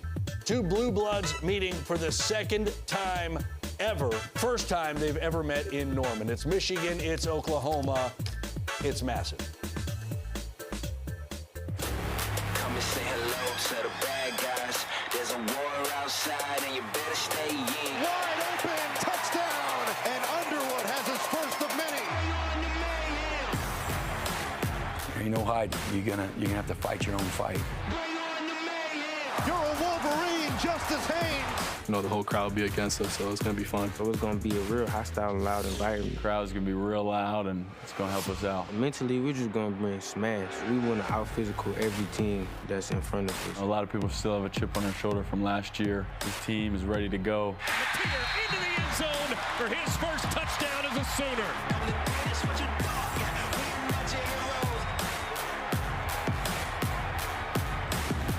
A lot has been made of the fact that Bryce Underwood, who looked really good for Michigan in his first ever game, making his first ever road start. So if you're Oklahoma defensively, what do you want to make him do? What do you want to try to force Michigan into? Well, before we even get to the defense, I think it's incumbent upon the entire OU fan base to fill that stadium and be loud. This is a true freshman that's coming on the road, as you mentioned, for his first start, Dar. But then on the football field, clearly Michigan wants to run the football. Justice Haynes, 150 yards last week, 3 touchdowns. And so make Bryce Underwood be a pocket passer. Yes, he showed signs of that last week, but it's different when you're on the road against a defense in Oklahoma that is very aggressive. This linebacker core is one of the best in the SEC. And so make him prove that he can be the passer that everybody thinks he's going to be. And it's just an exciting game, number two, because these are two programs who were really abysmal in the passing game last year. They both start different quarterbacks this year, and you can see the hope that they both have in Michigan as well as at Oklahoma. It's amazing what a quarterback can do, right? Not only to inspire hope and optimism amongst the fan base, but just delivering on the field. How many new quarterbacks did we watch last week that came out and looked good in their first starts? So John Mateer is certainly one of those. All the hype around him coming over from Washington State and with his offensive coordinator, Ben Arbuckle, there was a lot of hope, but we actually saw realized potential that last game against Illinois State, albeit an overmatched opponent. The great part about it is if you're an OU fan, you've been struggling thinking about who's playing quarterback for you. You know that, Dari. But now you can sit back, have a pina colada, sit under a palm tree, and enjoy the games and not necessarily have to have that same. They don't have those there, though. Well, here's the deal. So you got a safety coming down here in a 3-by-1 set. If that safety does come, he's looking one-on-one to Deion Burks in the backside. He does come. Look, he gets pressed a little bit wide, and you got a free rusher. Delivers an absolute dime in a small window. Look how tight. It's a great catch, but the throw is even better with not a whole lot of room to work with down the sideline there. That's the kind of touch he has. And then the ability to create when nothing's there. You got man coverage locked up, nowhere to go with the ball. How about his running ability? Make 1, 2, 3. 4 guys miss, and the presence to dive for the line to gain first down right there. I love everything about this guy's game. You know it. I've been talking him up since the SEC Media Days in July. I think this is a great opportunity for him to make a statement about what this team is going to be this year and more so what his opportunities are this season. One of the great mysteries, how much will Jaden Ott play? He only got 1 carry last week, and that coaching staff's done a really nice job of keeping it very, very quiet, but you figure he's got to come up. You know, everybody's talking about the run game. Oklahoma can't run. You know what they do, though? In lieu of running the football, they throw the ball around the line of scrimmage. Last week, 5 of 6 at or around the line of scrimmage for 29 yards. To me, I'm no math. That's almost 5 yards an attempt there. So you're picking up 5 yards a run, so to speak. And then he threw 10 more passes within 5 yards of the line of scrimmage, completing 9 of 10 of those for 70 yards. I don't care that everybody says he can't run. They're using the passing game to kind of substitute for some of that. It's just a matter of everybody staying healthy. I mean, this is a football team that had, 5 receivers hurt last year, and so while it's exciting to see John Mateer in this offense and see Deion Burke and Lewis and those guys, look, you know how football is. So the key for Oklahoma is, can these guys stay healthy? Because if they can, I think they win this game and win it decisively. Oh, how about this other one in primetime? Mississippi State, tough year a year ago, no question. But now they've got a chance to get a ranked win, which has eluded them since 2022, against the reigning Big 12 champs, and they get them at home with all the cowbells clang-a-clan. How do they get it done, B-Dub? Well, I think this Mississippi State team, if you look at them last year, it was the run defense where they really struggled.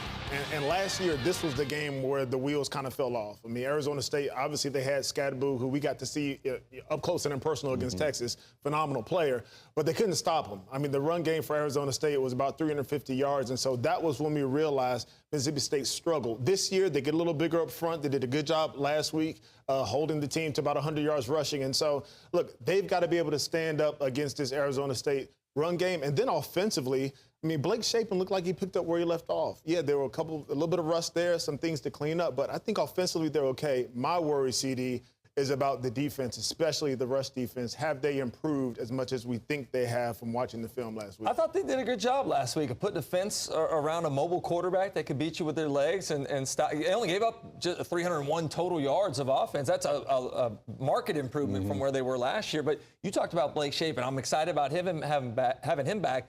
But also, how about the run game? They had 8 explosive runs of 10 yards or more. It feels like they're a more complete team now.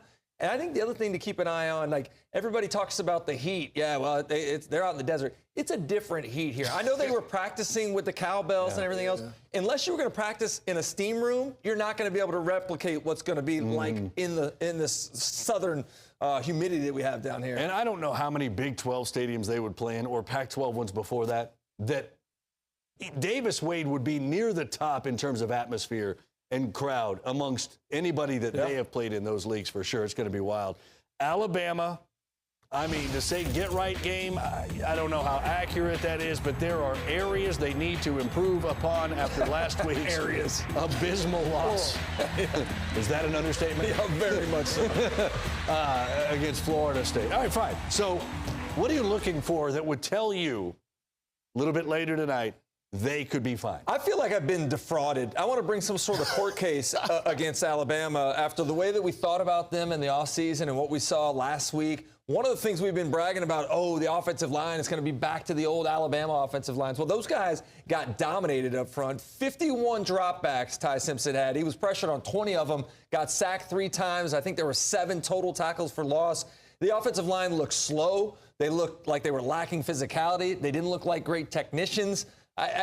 This unit was anything but a unit. And until they get that straight, all the other offensive problems are going to be haunting them for the rest of the year. Now, it looks like the offensive line held up a mirror to the defense, because I can say a lot of the same things about the defense. You talk about assignment, efficiency, alignment, pre-snap alignment, just being decisive from the linebacker positions. Too many times during that game, the linebackers were confused. You could see it. Deontay Lawson, a fantastic player, seemed to be out of position. And then there were bad angles by safeties. And so, look, so many people will say, hey, this football team doesn't care. I'm not going to say that at all. But I do know this. When you are confused as a football player, it paralyzes you. You're not able to react. And that's what I saw. And so that issue can be corrected. But that issue is everybody. That issue is the defensive coordinator. That issue is the captains on defense. That's the defensive football team. That's the entire football team. That's not just on one person or just on the players as opposed to the coach. That is a program problem of being prepared. Last week, they just were not prepared for what Florida State was going to throw at them. I think I agree with you. I think that's a great point about, you don't play fast when you're confused. But what I've seen in this ballgame last week, what we saw last week, were teams being physical. Remember, people don't fear Alabama anymore. Vanderbilt punched them right in the mouth. They were punched in the mouth last week by Florida State. Tonight, I don't care who they're playing. They've got to be the more physical team and start getting back to playing that style of football. We'll all be watching it prime time on the SEC Network. That is our nightcap, and when it's all over, of course, we've got you for SEC football final. 1 million games seemingly in this league to run through, including that massive game in Norman. Big Mizzou, Kansas, of course, big one there, and the first conference game of the year, Ole Miss and Kentucky. We'll see you when all the games are over.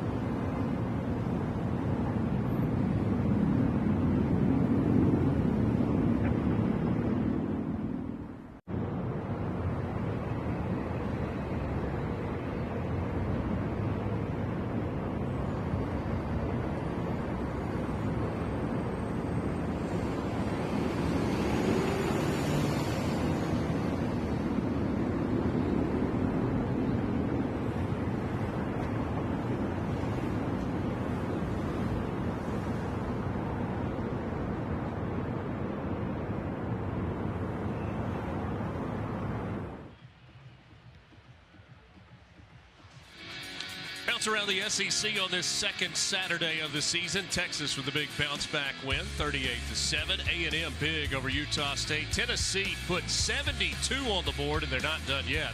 Ole Miss trying to win on the road in Lexington. Georgia, no trouble right now with Austin Peay, but different story in Gainesville. USF in front of the Gators. Our score at the half, 35-14. Arkansas in front of Arkansas State.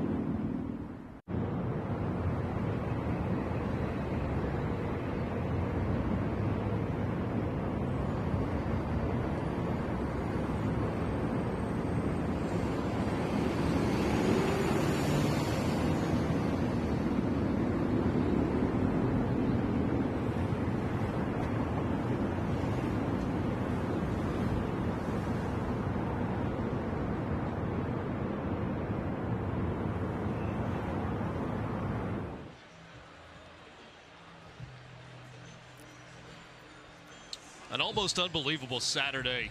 This is the SEC on ESPN. Fayetteville is the home of the Razorbacks. Today we are in Little Rock for Arkansas and Arkansas State for the first time ever with temperatures in the low 70s and a breeze. Hard to argue with that. Hard to argue with the way this game started for the Razorbacks as well.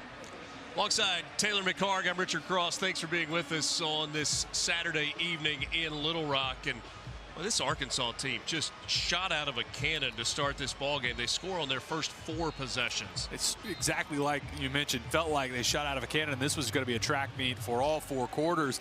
Cooled off a little bit in that second quarter. The 2 interceptions for the Arkansas on offense and Taylor Green. I thought that if it wasn't for those plays that were made by Arkansas State, this would have completely gotten away from Arkansas State. For Arkansas State, they've got to figure out a way to protect their quarterback on the other side, and Jalen Rayner. But Arkansas on the offensive side, if it hadn't been for those turnovers, they looked fantastic, especially coming out of the gate in that first quarter. Arkansas State's going to get the ball first to start the second half, and so an opportunity for them to come out and try and establish something. Let's take a look at what happened in the first half, the way it unfolded with Taylor Green and this Razorbacks offense. Well, threw the football extremely well. This was the first strike right over the middle of the field. Did it with his legs as well. 64-yard touchdown on a zone read. Keeps this and gets vertical and displays a little bit of that speed. And I was impressed with this throw right before half. Touchdown in the back line of the end zone. On the other side for Arkansas on defense, the pressure that they've been able to get after Jalen Rayner, it's been early and often in the face of the Arkansas State quarterback. Number of guys that have stepped up. Quincy Rhodes, Phillip Lee, we've called his name a ton. But Xavier Sorey, I think he was the MVP of the defense for Arkansas in that first half. Big interception here. And then this sack again by Quincy Rhodes that blew up the 2-minute drive attempt by Arkansas State. But for Taylon Green, I think really a strong first half if you take away the 2 turnovers. I know that's easier said than done, but the captain right out of the gate looked strong and in total command of this offense in that first quarter. You mentioned Sorey, 8 tackles to lead the way in the first half for Arkansas. The Razorbacks had 375 yards on 33 plays in that first half, but remember 290 of those came in the first quarter of the game. So Arkansas State will get it first in this second half alongside Taylor McCart, Richard Cross, our outstanding SEC Network crew here with you as well. Blake Ford going to kick this one away. Chauncey Cobb, who has returned to score returned to kick 98 yards for a score, is the deep man for the Red Wolves.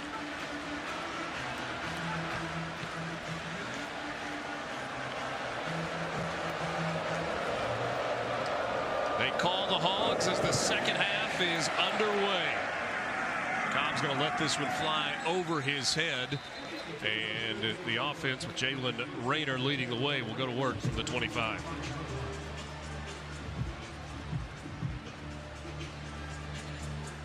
What do you need to see from this Arkansas State offense, but particularly Jalen Rayner, to start this second half? I'd like to see them move platform for him. Let him move around, show some of that athleticism, and get him off his spot in the middle of the pocket, because that's been where Arkansas has teed off. And that pressure that we've seen from guys like Quincy Rhodes and Phillip Lee, try to alleviate some of that for your quarterback. Kenyon Clay in the backfield. Arkansas State without Jaquez Cross. He was the starting running back towards ACL this week during practice. How about a clog up in the middle of the line? Ian Jeffrard took all the blockers, shed them, and got a tackle for a loss. Jeffrard, this is exactly who we talked with. Butch Jones, he said, look, we don't have anybody that looks like Ian Jeffrard. 6'5", 387. Rayner to the air. That's a slant, and that's the first catch of the game for Corey Rucker. Out close to a first down, just a yard short. Get back on the ball quickly, a little bit of tempo after a big completion. On the ground, and that is a first down as Kenyon Clay will move the chain. So you have been going to the Manning Passing Academy for a long time as a counselor for the last few years since your time at Rice, and you had a chance to see Jalen Rayner this summer. I did. He threw the ball well, and is a guy that, coming off of the success that they had in the back half of the season where they ended up getting to the postseason and winning their bowl game, good chance to get to see him again in person and the talent that he has at quarterback for Arkansas State. Rayner lobs this one down the sideline. There's a big push and no flag right in front of the Arkansas State. I think this is a miss, and Butch Jones is really upset. This is one that Xavier Sorey gets lucky. And he takes the wheel route from Kenyon Clay out of the backfield. And I think the side judge trying to tell Butch Jones why this wasn't called. I think this was a miss by that officiating crew and that side judge. He got his hands on Kenyon Clay early and gave him a shove towards the sideline off his route. Just knocked him completely off the route. A break for Arkansas, 2nd and 10. Devin Spencer into the game in the backfield with Rayner. Rayner floats this one down the far sideline. Nobody home except number 23. That's Julian Neal with the interception. Now trying to make something happen, and he's tackled at the 45. Big time miscommunication. A flag comes in at the end of the play as red jerseys and white jerseys tie up around midfield. Well, this is a lot to unsort here. This is a miscommunication. We got a lot going on. We got Arkansas players going after the Arkansas State ball boy.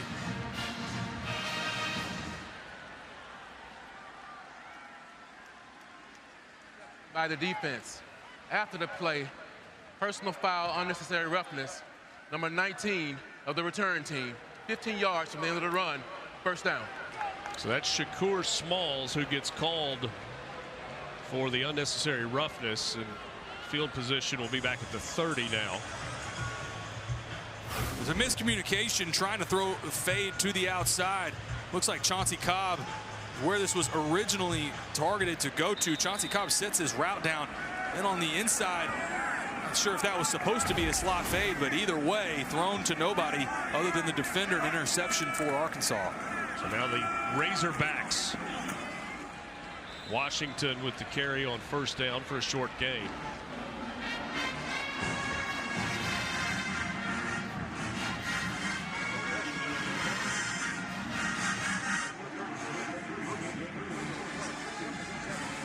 Still don't think he's got an explanation that he wanted for why there was no pass interference on that wheel route to Kenyon Clay.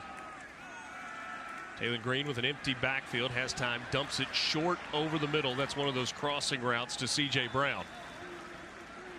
And I think when Taylor Green goes back and watches this, he's going to wish he had this back. Raylan Sharp running, watch right down the middle. The logo of the Arkansas Razorback uncovered down the middle of the field.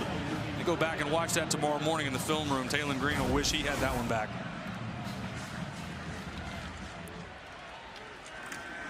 On the ground, Washington rumbles for a first down out near the 45-yard line. Brandon Barnes with the tackle. A little bit chippy here. Got little shoves at the end of the play. Monte Harrison, we haven't had a chance to talk about him yet. Arkansas fans know his story well, the former professional baseball player, but a little pushing and shoving late with B.J. Wagner.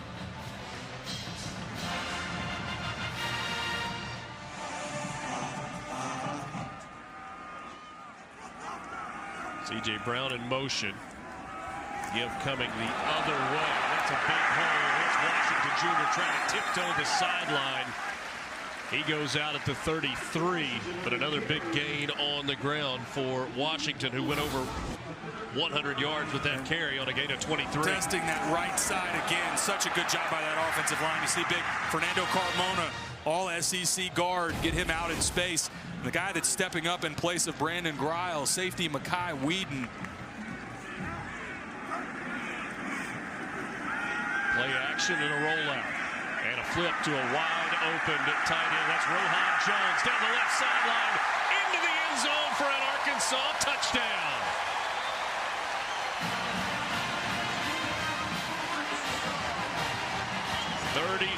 yards. Rohan Jones with his first touchdown catch as a Razorback. He was part of a Montana State team that was an FCS national runner-up a year ago. I loved his story. Comes on his visit, liked it so much he never went back, just stayed on campus. And a week ago, couldn't get him involved. Didn't have a catch this week. Big completion in the flat and showed his speed. And the kick is good. Rohan Jones, originally from Montreal, went to Maine, then Montana State, now in Arkansas. Jones rumbling down the far sideline into the end zone for his first touchdown as a Razorback.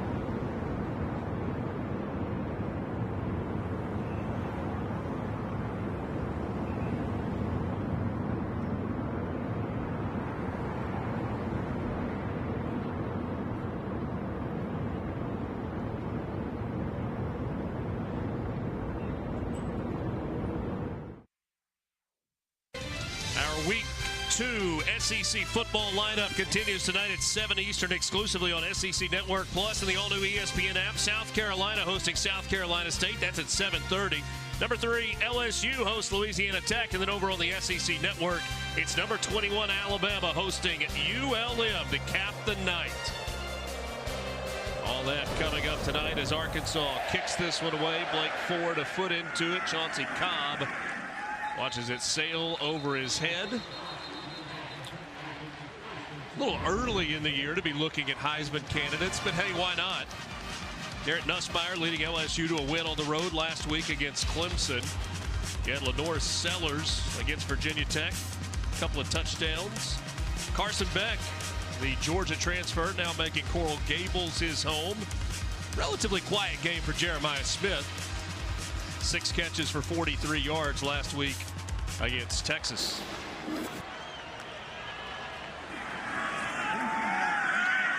Rayner getting to the outside.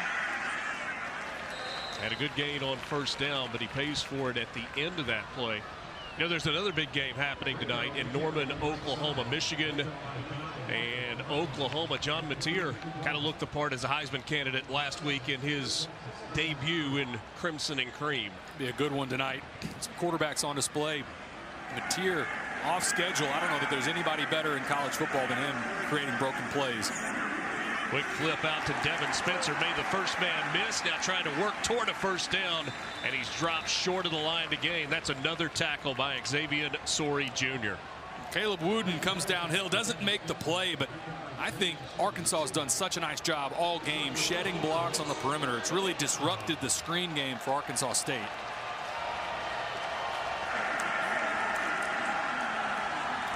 To the outside, that's a first down for Devin Spencer. Sori again on the tackle. That puts him in double digits. He's on the watch list this year for both the Butkus and the Bednarik Awards.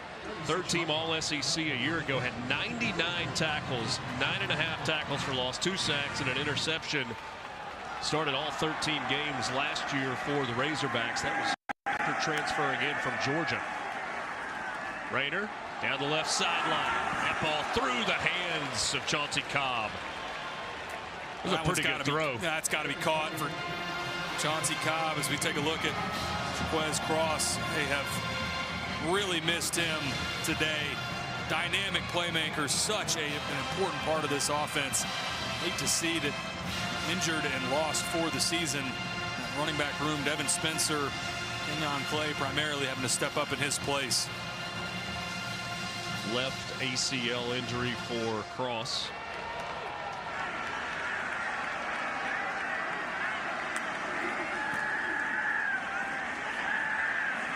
Rayner dumps it to the safety valve.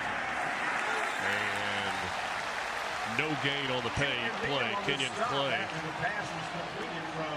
Julian Neal on the tackle. And just nowhere to go with the football. This is such good coverage downfield. Look at from the all-22. Where do you go with the football? It's trying to hit the shallow cross. I think everywhere, every spot on the field, an Arkansas defender in the right place. You see, showing a pressure look here. Do they try to heat up Jalen Rayner or back out of it?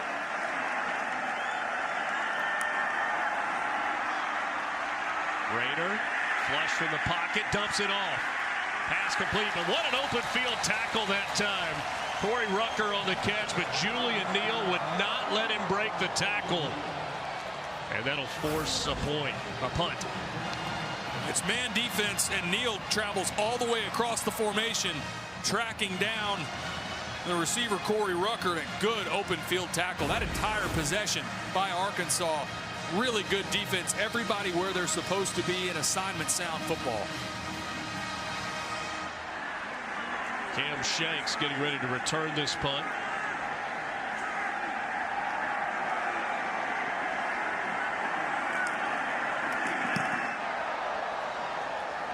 Driving spiral, it hits at the 16 and bounces out of bounds. A good punt that time. Jackson Waller. They got the wave going at War Memorial. Welcome back to 1989.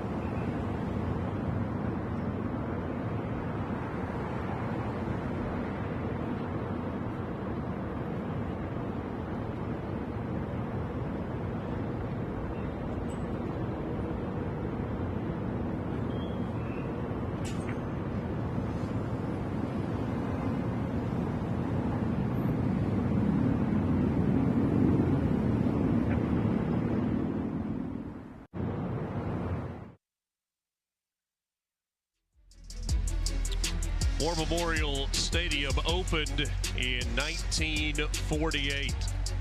It has had some great moments through the years as a secondary home for the Arkansas Razorbacks. For a long time, any night game that Arkansas played was played here because they didn't have lights in Fayetteville until I think 1988.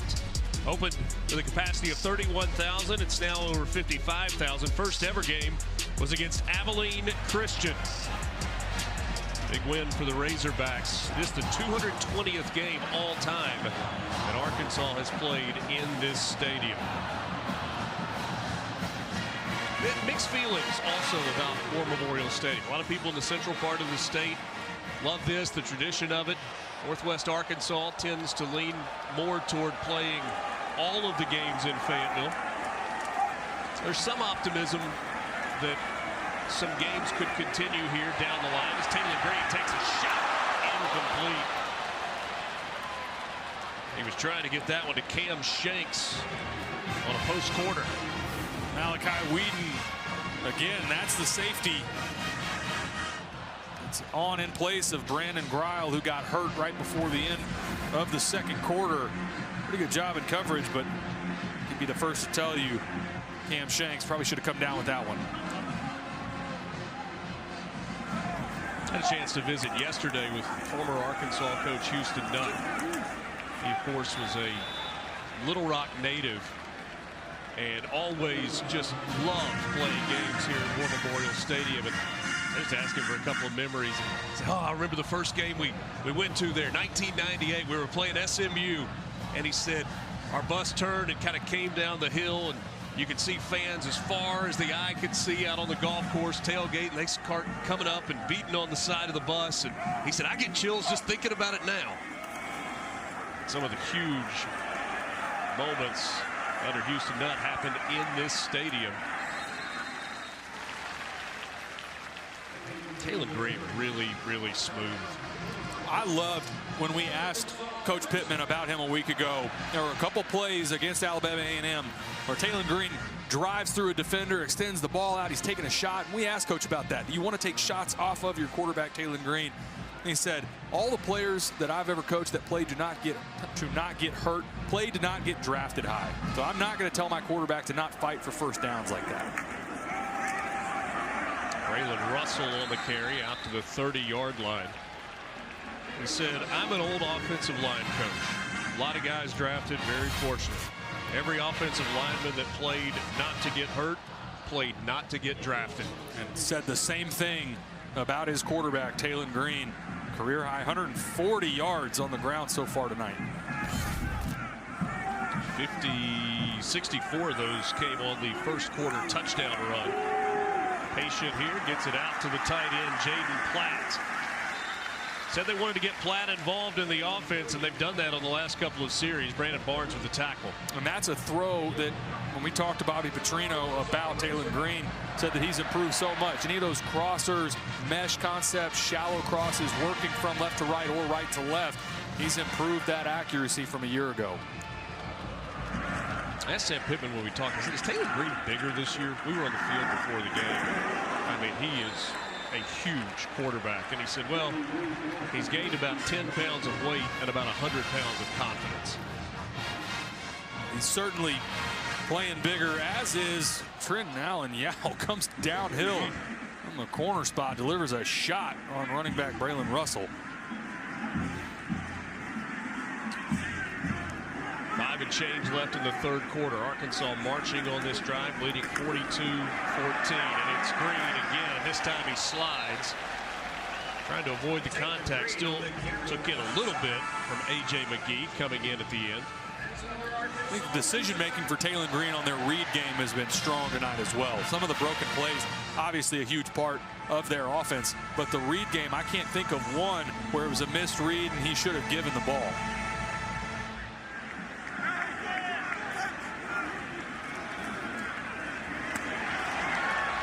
Omega Blake with another catch.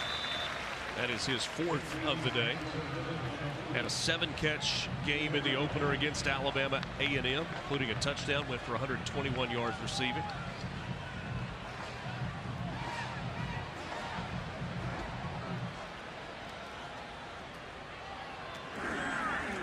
again, and not much in the middle of the line there. It's another tackle for Brandon Barnes. The wide receiver room has stepped up to start this season. This was a group that brought in 7 transfers. Almost everybody that you see out of that room is new to Arkansas, and guys like Omega Blake, Raylan Sharp, C.J. Brown, Jalen Brown really have all played well in the first 2 weeks of the season. Straight to the air, and that is his tailback, Braylon Russell, out of the backfield with the catch. Run out of bounds inside the 15-yard line. Seeing some missed assignments in the secondary for Arkansas State. Running back releases and no one travels with him.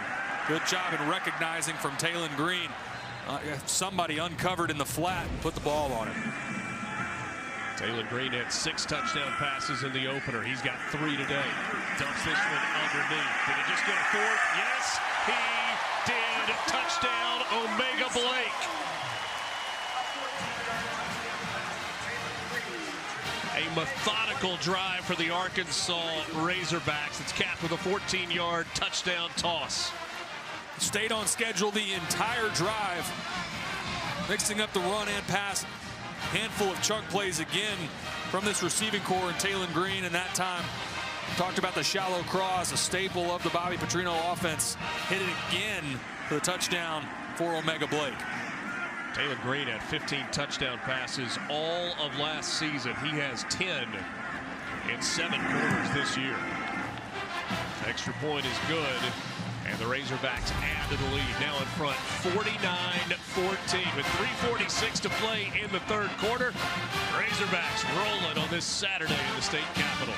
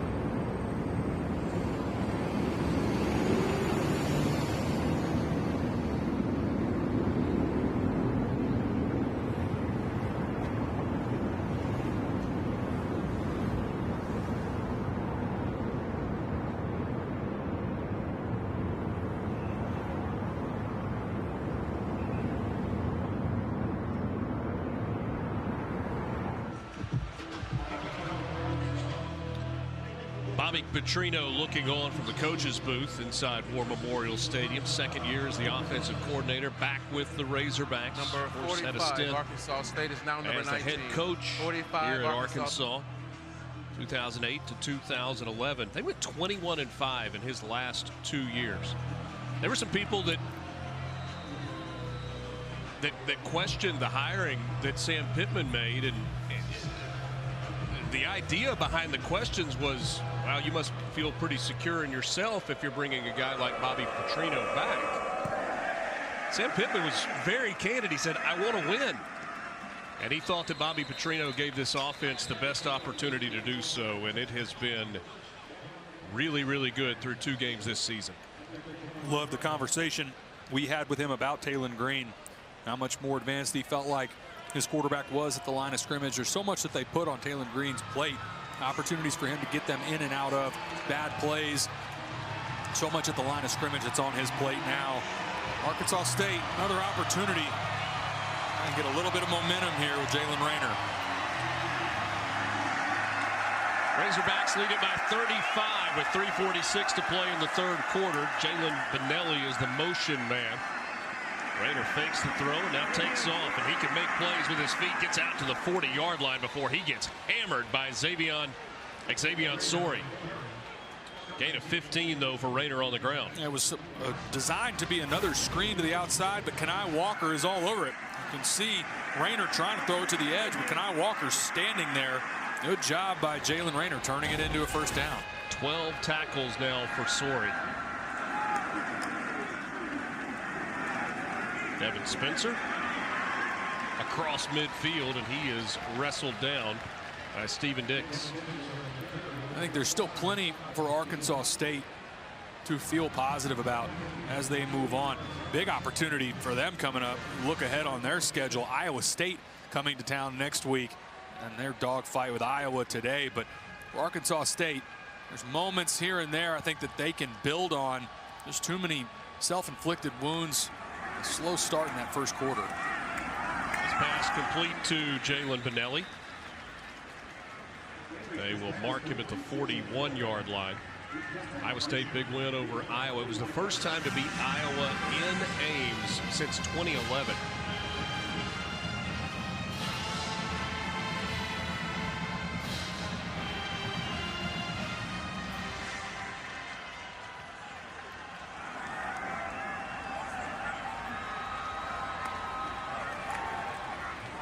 Dumps it to Clay out of the backfield.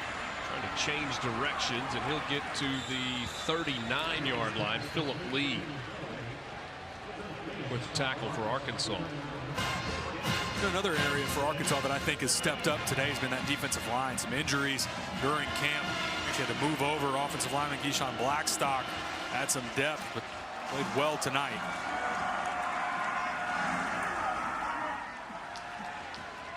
Enough for a 1st down.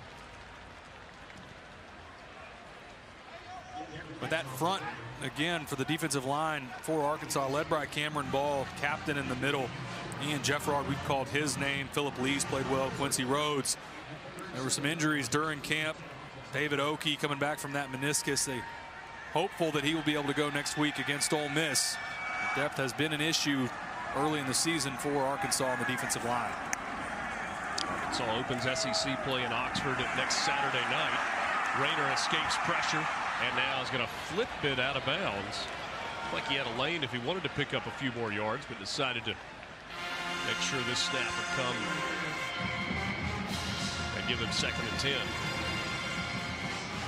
Cameron Ball applying the pressure on Jalen Raynor, a guy that this defensive staff told us maybe the most important player on their defense. Heart and soul, making his 22nd start today. One of the most experienced players on this Razorbacks team and defense. Limped off at the end there. We'll keep an eye on that. Extremely important piece of this Razorbacks defense. Raynor sees an opening and takes off. Flag comes in as he is upended at the 25-yard line. Thrown in the area of holding. Miguel Mitchell gets credit for the tackle for now.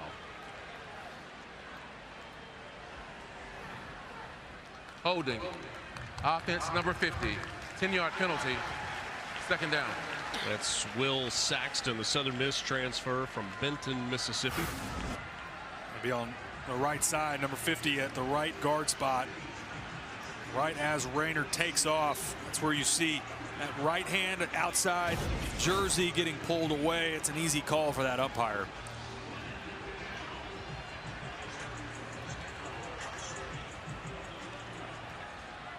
Coach Jones letting anybody near him hear it. That's been going on for a couple quarters. 2nd and 20. Raider again trying to set up the screen. He flips it late out to Devin Spencer. You know, something else, Richard, just in general for Arkansas, team speed has been fantastic for them all game. I think you've seen them, even when mistakes have been made, they have been playing fast and downhill. That's the word that Sam Pittman challenged his defensive on, wanting to shed blocks and play downhill. I think on the defensive side, they've done a great job of that. I don't think Arkansas State will get a playoff to wrap up this 3rd quarter. 15 minutes remaining, and the Razorbacks are in control today at War Memorial Stadium. They lead at 49-14.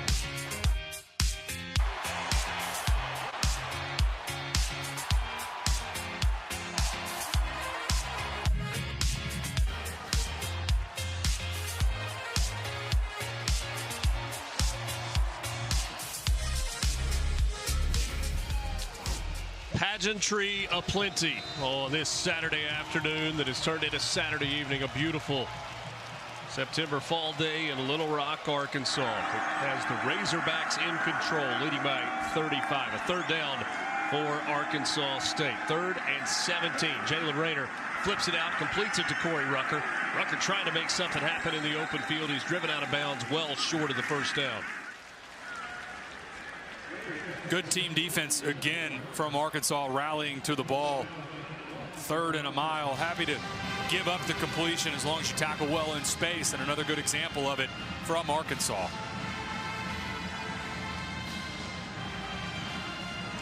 Offense for Arkansas State staying on the field on this 4th down and 8. First 4th down attempt of the game for the Red Wolves, for either team.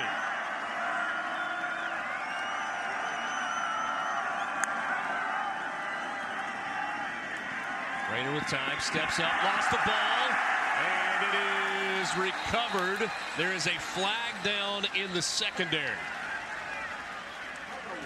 It's at the 24-yard line. They're going to get Malik McConaughey for a hold. Sam Pittman on the Arkansas sideline is furious. Holding. Defense number 3. 10-yard penalty. Automatic first down. That's Larry Worth back in the secondary, the safety. Larry Worth, the 3rd. Incredible athlete. 41-inch vertical. Kind of like you, Taylor. It's actually exactly what my vertical was. A lot of people don't realize that. That's not true. 10th play of the drive.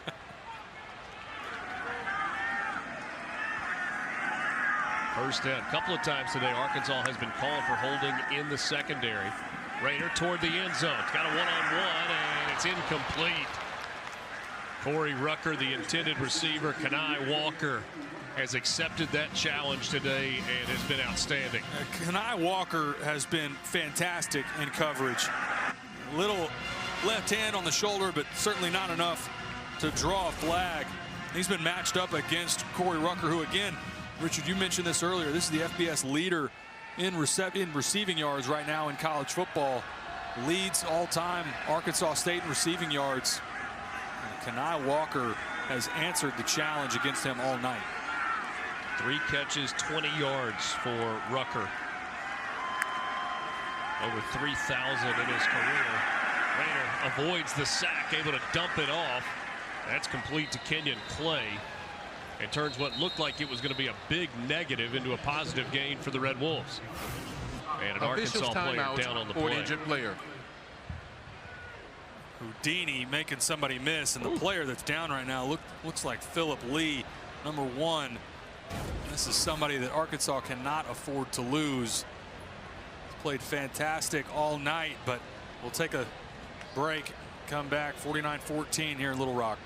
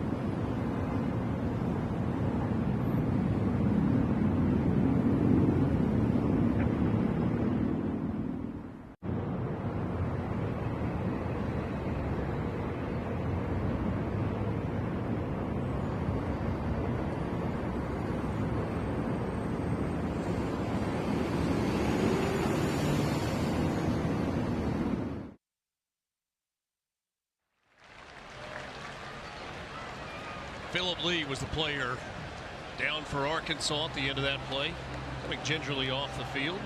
He did take him to the injury tent.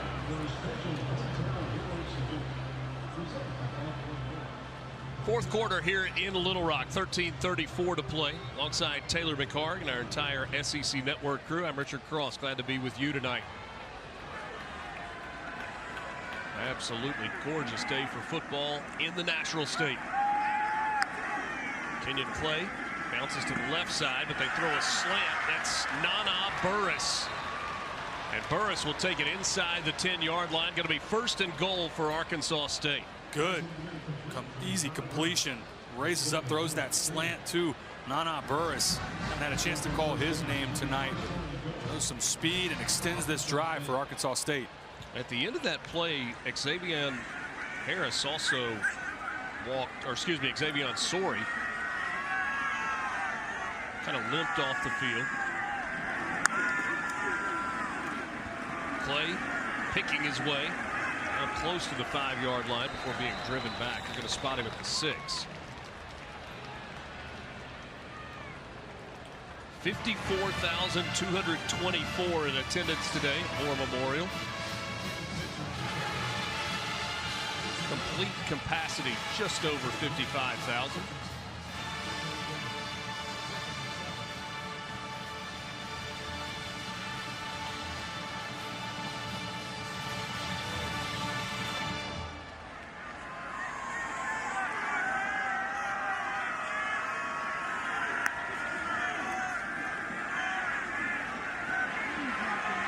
Raider, the pump fake, and he's wrestled out of bounds right at the line of scrimmage. That's Stephen Dix Jr. who will get credit for the tackle. Stephen Dix Jr. is the green dot, and he's really the quarterback of the defense for this unit. Xavier Sorey, his partner next to him out of the linebacker spot, has had a huge day. Stephen Dix Jr., that's an important part of this defense. 5th-year senior out of Orlando and Marshall transfer.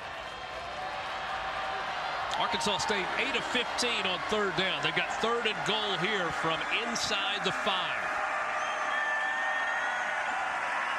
Rucker, the man in motion. Raider tries to dump it off. Now tries to cut it inside, fighting his way toward the goal line. He reached out but could not get to the plate, and so it's going to be 4th and goal coming up from the 1. Take a look right at the last second. Jalen Rayner extends this ball out. Does it get across the goal line? I don't think so. I think they got it right. That line judge standing right there. And Rayner came up about a half-yard short. And an obvious down 49-14. Obviously go for it here on 4th and 1. Went for it on 4th down earlier on this drive, aided by a defensive holding penalty. Sam Pittman is going to take a timeout. And so Arkansas with the offense for Arkansas State staying on the field wants to talk about it. Arkansas, 30-second timeout.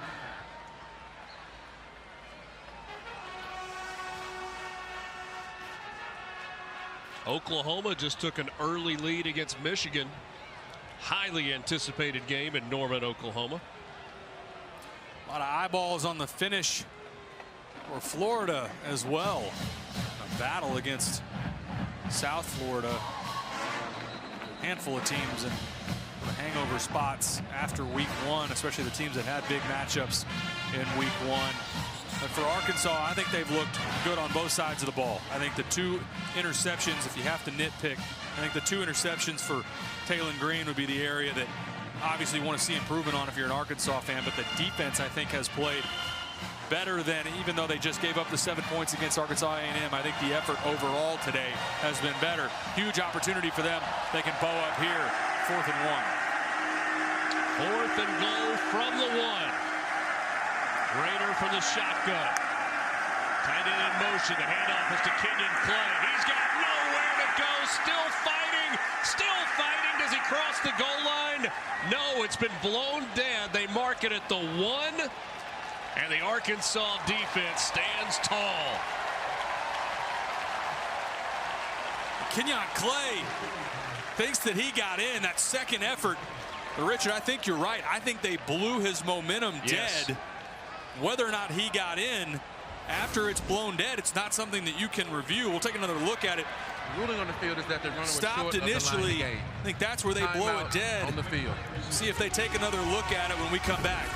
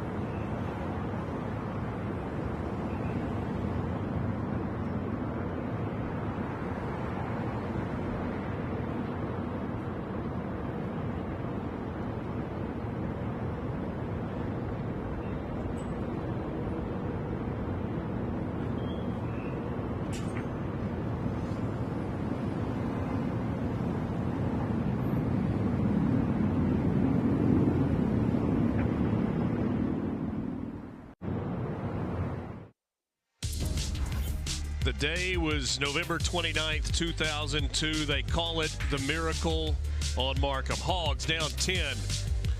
Matt Jones finding Richard Smith, 50 yards downfield. Big catch, 9 seconds remaining. No timeouts left. After a spike, Matt Jones finds DeCorey Birmingham for the winning touchdown. Hogs held on to win it 21-20. That was back when Nick Saban was wearing purple and gold.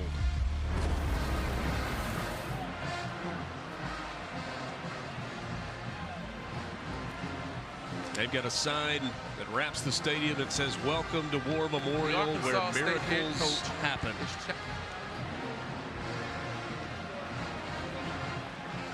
New quarterback in the game for the Razorbacks. It's KJ Jackson's turn, the redshirt freshman from Montgomery, Alabama.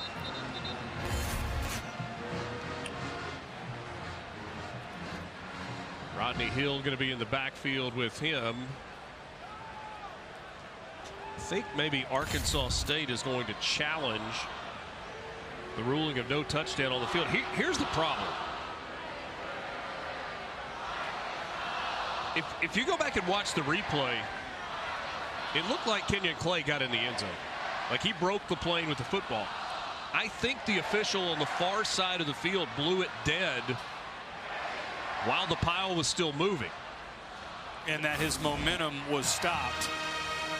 And that is why the ball was marked at the 1 yard line. But I agree with you, Richard. I thought whistle was blown a little early. That pile is still moving. At no point in what you just saw should the whistle have been blown. Completely agree.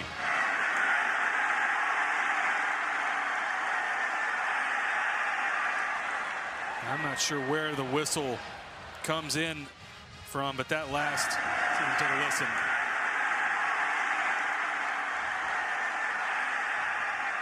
I never heard a whistle there, but I was watching the line judge on the far side of the field. He was spotting it at the 1, waving his hands over the air before that final stretch across the goal line. So Butch Jones challenging this play, which would indicate to me that there was not a whistle. that stopped the play, because if you blow the play dead, would not be an opportunity you to could challenge. review it. It's like we'll get our call here from James Carter, our referee. After review, forward progress was ruled on the field prior to the second surge by the runner. Therefore, the ruling on the field is upheld. Turnover on downs, first down Arkansas. And so, based on what James Carter just said, they did not review whether or not the ball crossed the plate and whether or not he was down, because Arkansas forward State will be progress charged was their blown first time out dead of the on the half. field. They upheld that call. Taylor, it feels like a that's mistake. a missed call. Yeah, it's a mistake and a missed call, and points off the board for Arkansas State. And now, for Arkansas, KJ Jackson, your backup quarterback, welcome into the game. Start at the 1-yard line. KJ Jackson played in the season opener. He was 2 of 4 for 36 yards and a touchdown. Ran it a couple of times for 15 yards. Played sparingly a year ago, one time, 4 for 4. Rodney Hill picks up a couple. Cody Sigler on the tackle for ASU. Cody Sigler's been really impressive. Was impressive a week ago against Southeast Missouri. And again tonight against an SEC front. Remember, this was a Division II transfer from West Alabama. I think Sigler is somebody that this defense will lean on as they move into league play. Flag comes in at the snap. Pass is complete on the far side of the field. Both line judges through this. It's some sort of, I think, maybe illegal formation. Caden Ferguson was the receiver on the play. Would have been his first catch. Illegal formation. Offense, more than 4 players in the backfield.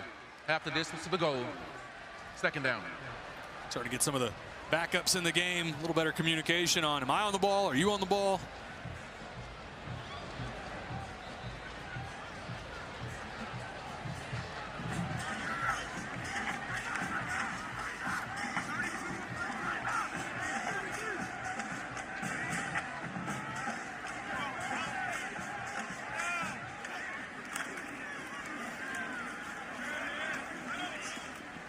Rodney Hill pushing the pile. They're going to stop his forward progress at the 7, bringing up third down. Taylor, you mentioned that Florida-South Florida game just a little while ago. How about a 20-yard field goal at the buzzer for USF to win that game 18-16 over Florida? I think South Florida may very well end up being your group of 6 representative in the playoff. They look great through 2 weeks. Pass is complete. Tight end Andreas Poska. His first catch of the afternoon, second catch of the season, a gain of 14 and a first down for the Razorbacks.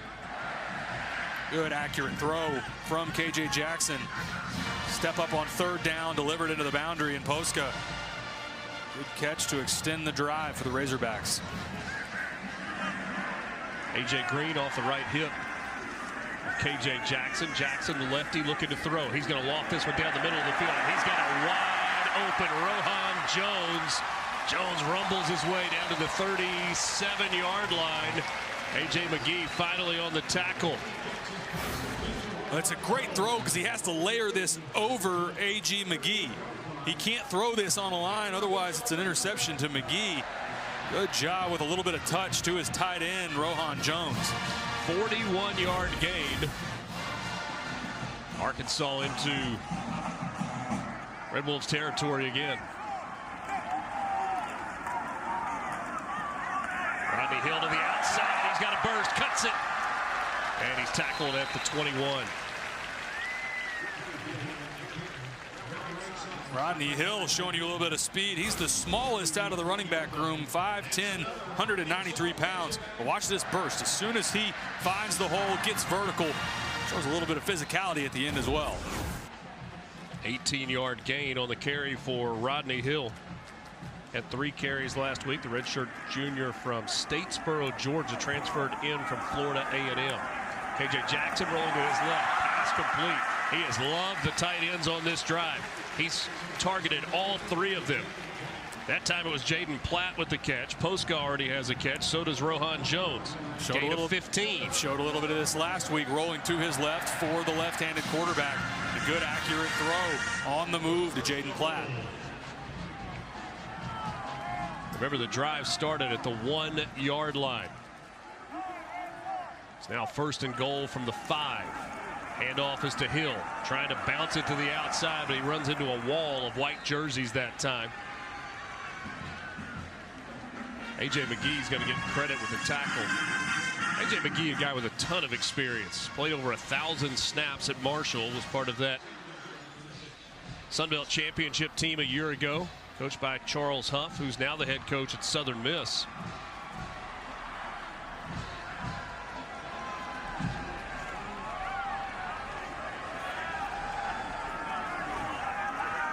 Jackson.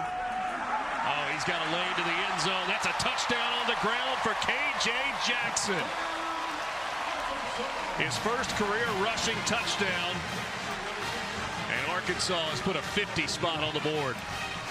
What an impressive drive for Arkansas and for the young redshirt freshman K.J. Jackson. 99 yards. It's on schedule. Some good throws on the move. You mentioned featured that tight end room. Posca, Jaden Platt, Rohan Jones, and then caps it off with his first rushing touchdown. 8 plays, 99 yards for the second-year quarterback. Arkansas scored 52 in the opener against Alabama A&M, won at 52-7.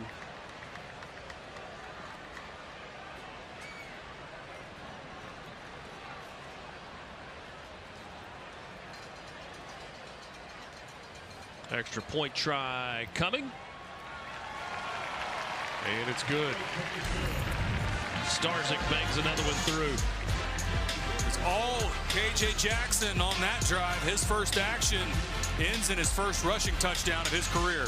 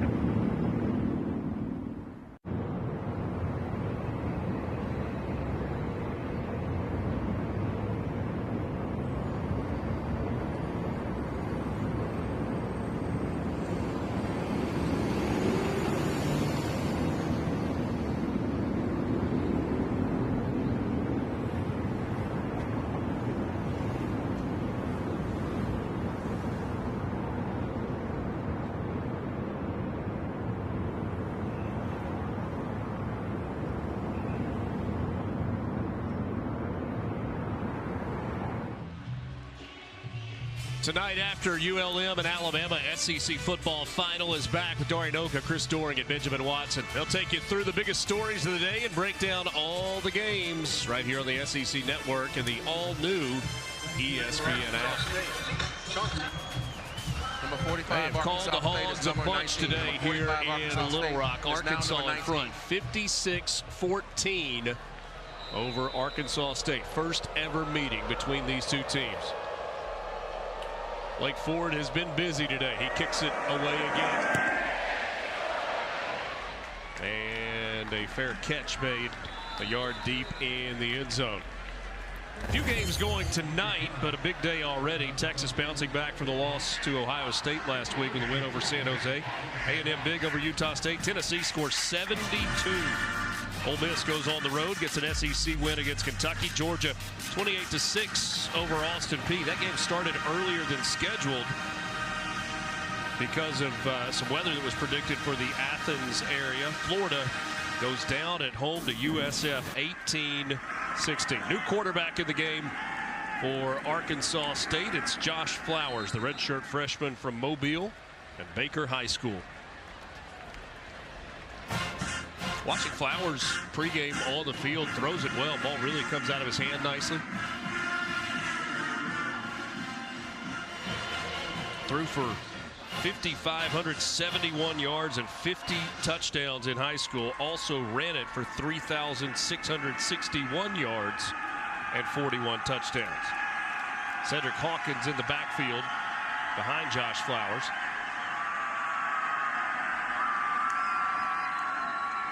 It's Hawkins on the carry, and he'll gain a hard yard there and bring up 3rd down and 5. Wyatt Simmons, the redshirt freshman from Searcy, Arkansas, and Harding Academy with the stop. I go back to, as we get backups in this game, but for Arkansas State, still a team that in the first half of this game thought they had their opportunities, and where they were ranked by the media coming into Sun Belt, I think this is very much going to be a team that has a real shot at the Sun Belt this year. It should expect to, at a minimum, see the postseason. They were picked 3rd in the Sun Belt West. That pass complete for a 1st down. Jabari Bush on the catch. And what a big opportunity next weekend, getting to host Iowa State at home. We were there a year ago in Ames, but that's a team, Iowa State already at 3-0 after playing week 0 in Dublin over Kansas State, and then the big win today over Iowa. Now Cameron Thomas in the backfield. Flowers going to keep it himself. Gets out across the 40, falls 42, maybe a 43-yard line. Yeah, Arkansas State was just kind of overwhelmed by that Iowa State defense a year ago. Chance at their beautiful stadium in Jonesboro next week. Well, how about the Razorbacks? Back-to-back road games the next 2 weeks. They will go to Ole Miss for their SEC opener. Following week, they'll travel to Memphis, take on the Tigers, and then they come back home for a game with Notre Dame. How about that 3-week stretch? Thomas on the carry. Thomas with a burst into the open field.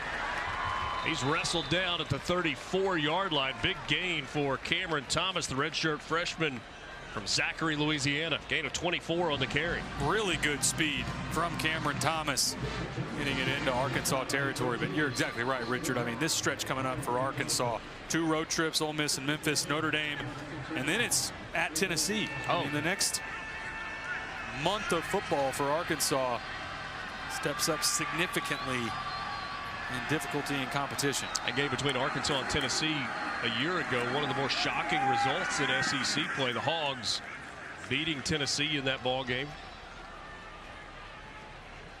Taylor Green wasn't able to finish the game, had a backup quarterback that played at the end of that ball game. The Hogs got that win. That was something else that we talked with the coaching staff this week about when we talked with Bobby Petrino a year ago in that Tennessee game. That's when Taylor Green got that bone bruise in his leg and dealt with that the rest of the season. Bobby Petrino was saying, look, in the back half of the year, there were some games that we couldn't believe he was able to go with as much pain as he was in. Played 7 games last year with pretty significant injury.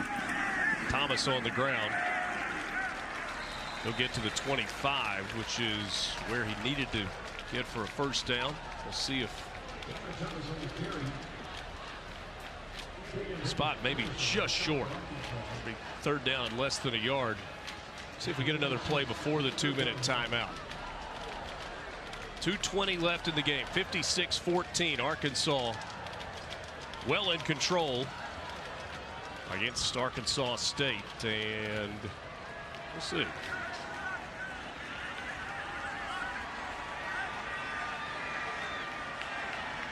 Josh Flowers moving guys around. They'll run the play. He keeps it himself. Read it beautifully. Flowers to the outside, and he's got enough for the first down.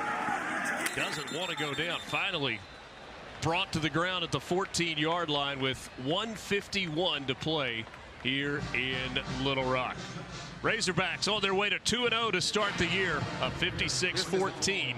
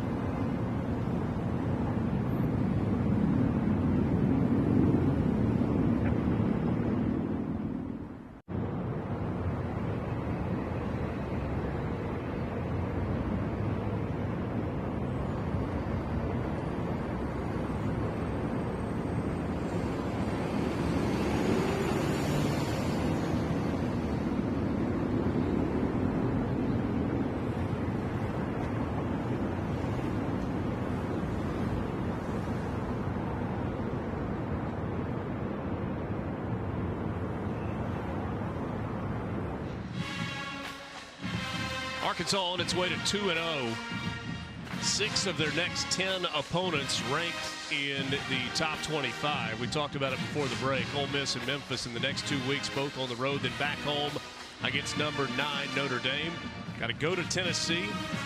Look at that one at the end of the year. At Texas on November 22nd, the final weekend of the regular season. Pretty good home stretch in October with A&M, Auburn, and Mississippi State in consecutive weeks.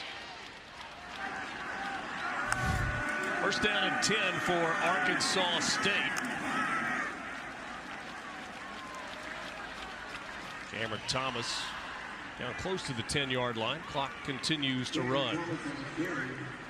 Crowd of better than 54,000 is thinned out.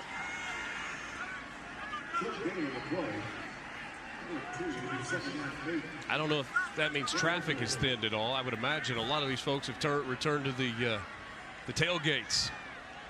Quite a scene before the game today outside War Memorial Stadium. For a gain of 2, it's 2nd and 8. Thomas again into traffic, stood up at the 10-yard line. Going to bring up a third down. It was a fantastic environment. I mean, when we got here, Richard, we joked about traffic getting on site. A sellout crowd, cold front that blew through, unbelievable weather today here in Little Rock. This really was at kickoff. A fantastic atmosphere here for the state of Arkansas and Little Rock at War Memorial. 40 seconds to play, 3rd and 7. Toward the end zone. Pass is incomplete. Little pushing there. It was intended for Nana Burris. Clock will stop with 33 seconds to play. We had a long first quarter, nearly an hour for the first quarter of this game. Going to be about a 3.5-hour football game when it's all said and done.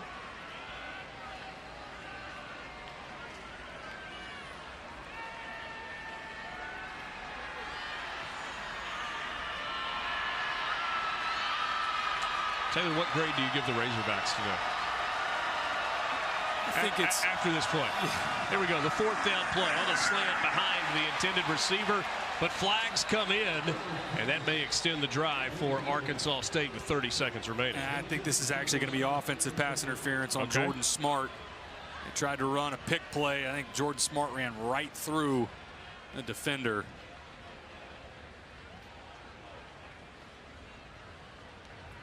Pass interference, offense, number 3. That penalty is declined. 1st down, Arkansas. And they called it on Hunter Summers running that illegal pick play. For the Razorbacks, I would give it a B+. I think if you have 2 turnovers and give up a kick return for a touchdown against a team that you're heavy favorite, team out of the Sun Belt, I think Sam Pittman, there's plenty on tape that Arkansas can be really excited about, but also things to improve on. As we talked about this schedule and how difficult it is about to get for Arkansas, but still so much that they put on tape that was good. And I think for Taylon Green, it really does feel like he's taken that next step at the quarterback position. He looked, other than those 2 interceptions, I thought he looked fantastic today. Did a great job in command of this offense, and what was a awesome environment today. Arkansas with a big win. And should be proud of their start to the season, getting to 2-0. 630 yards of total offense for Arkansas. 309 through the air, 321 on the ground. Taylon Green, 4 touchdown passes, 239 yards. He also had a rushing touchdown as Green finishes as the leading rusher. 9 carries for 151 yards. And now Arkansas turns its attention to SEC play, at least for a week, as they travel to Oxford to take on Ole Miss next Saturday night. They will find out what they really have next week at Ole Miss. That's going to be a massive game for the league, and then Memphis after that. But I think this is a team, especially on the offensive side of the ball, there is so much talent and a lot for Arkansas to be excited about. Meanwhile, Arkansas State back home next week to take on Iowa State. That game next Saturday in Jonesboro. Thanks for being with us. An absolutely gorgeous Saturday in Little Rock. First ever meeting between the Razorbacks and the Red Wolves. It goes the way of the Hogs. 56-14 the final. For our entire crew and my partner Taylor McHarg, I'm Richard Cross saying so long from War Memorial Stadium.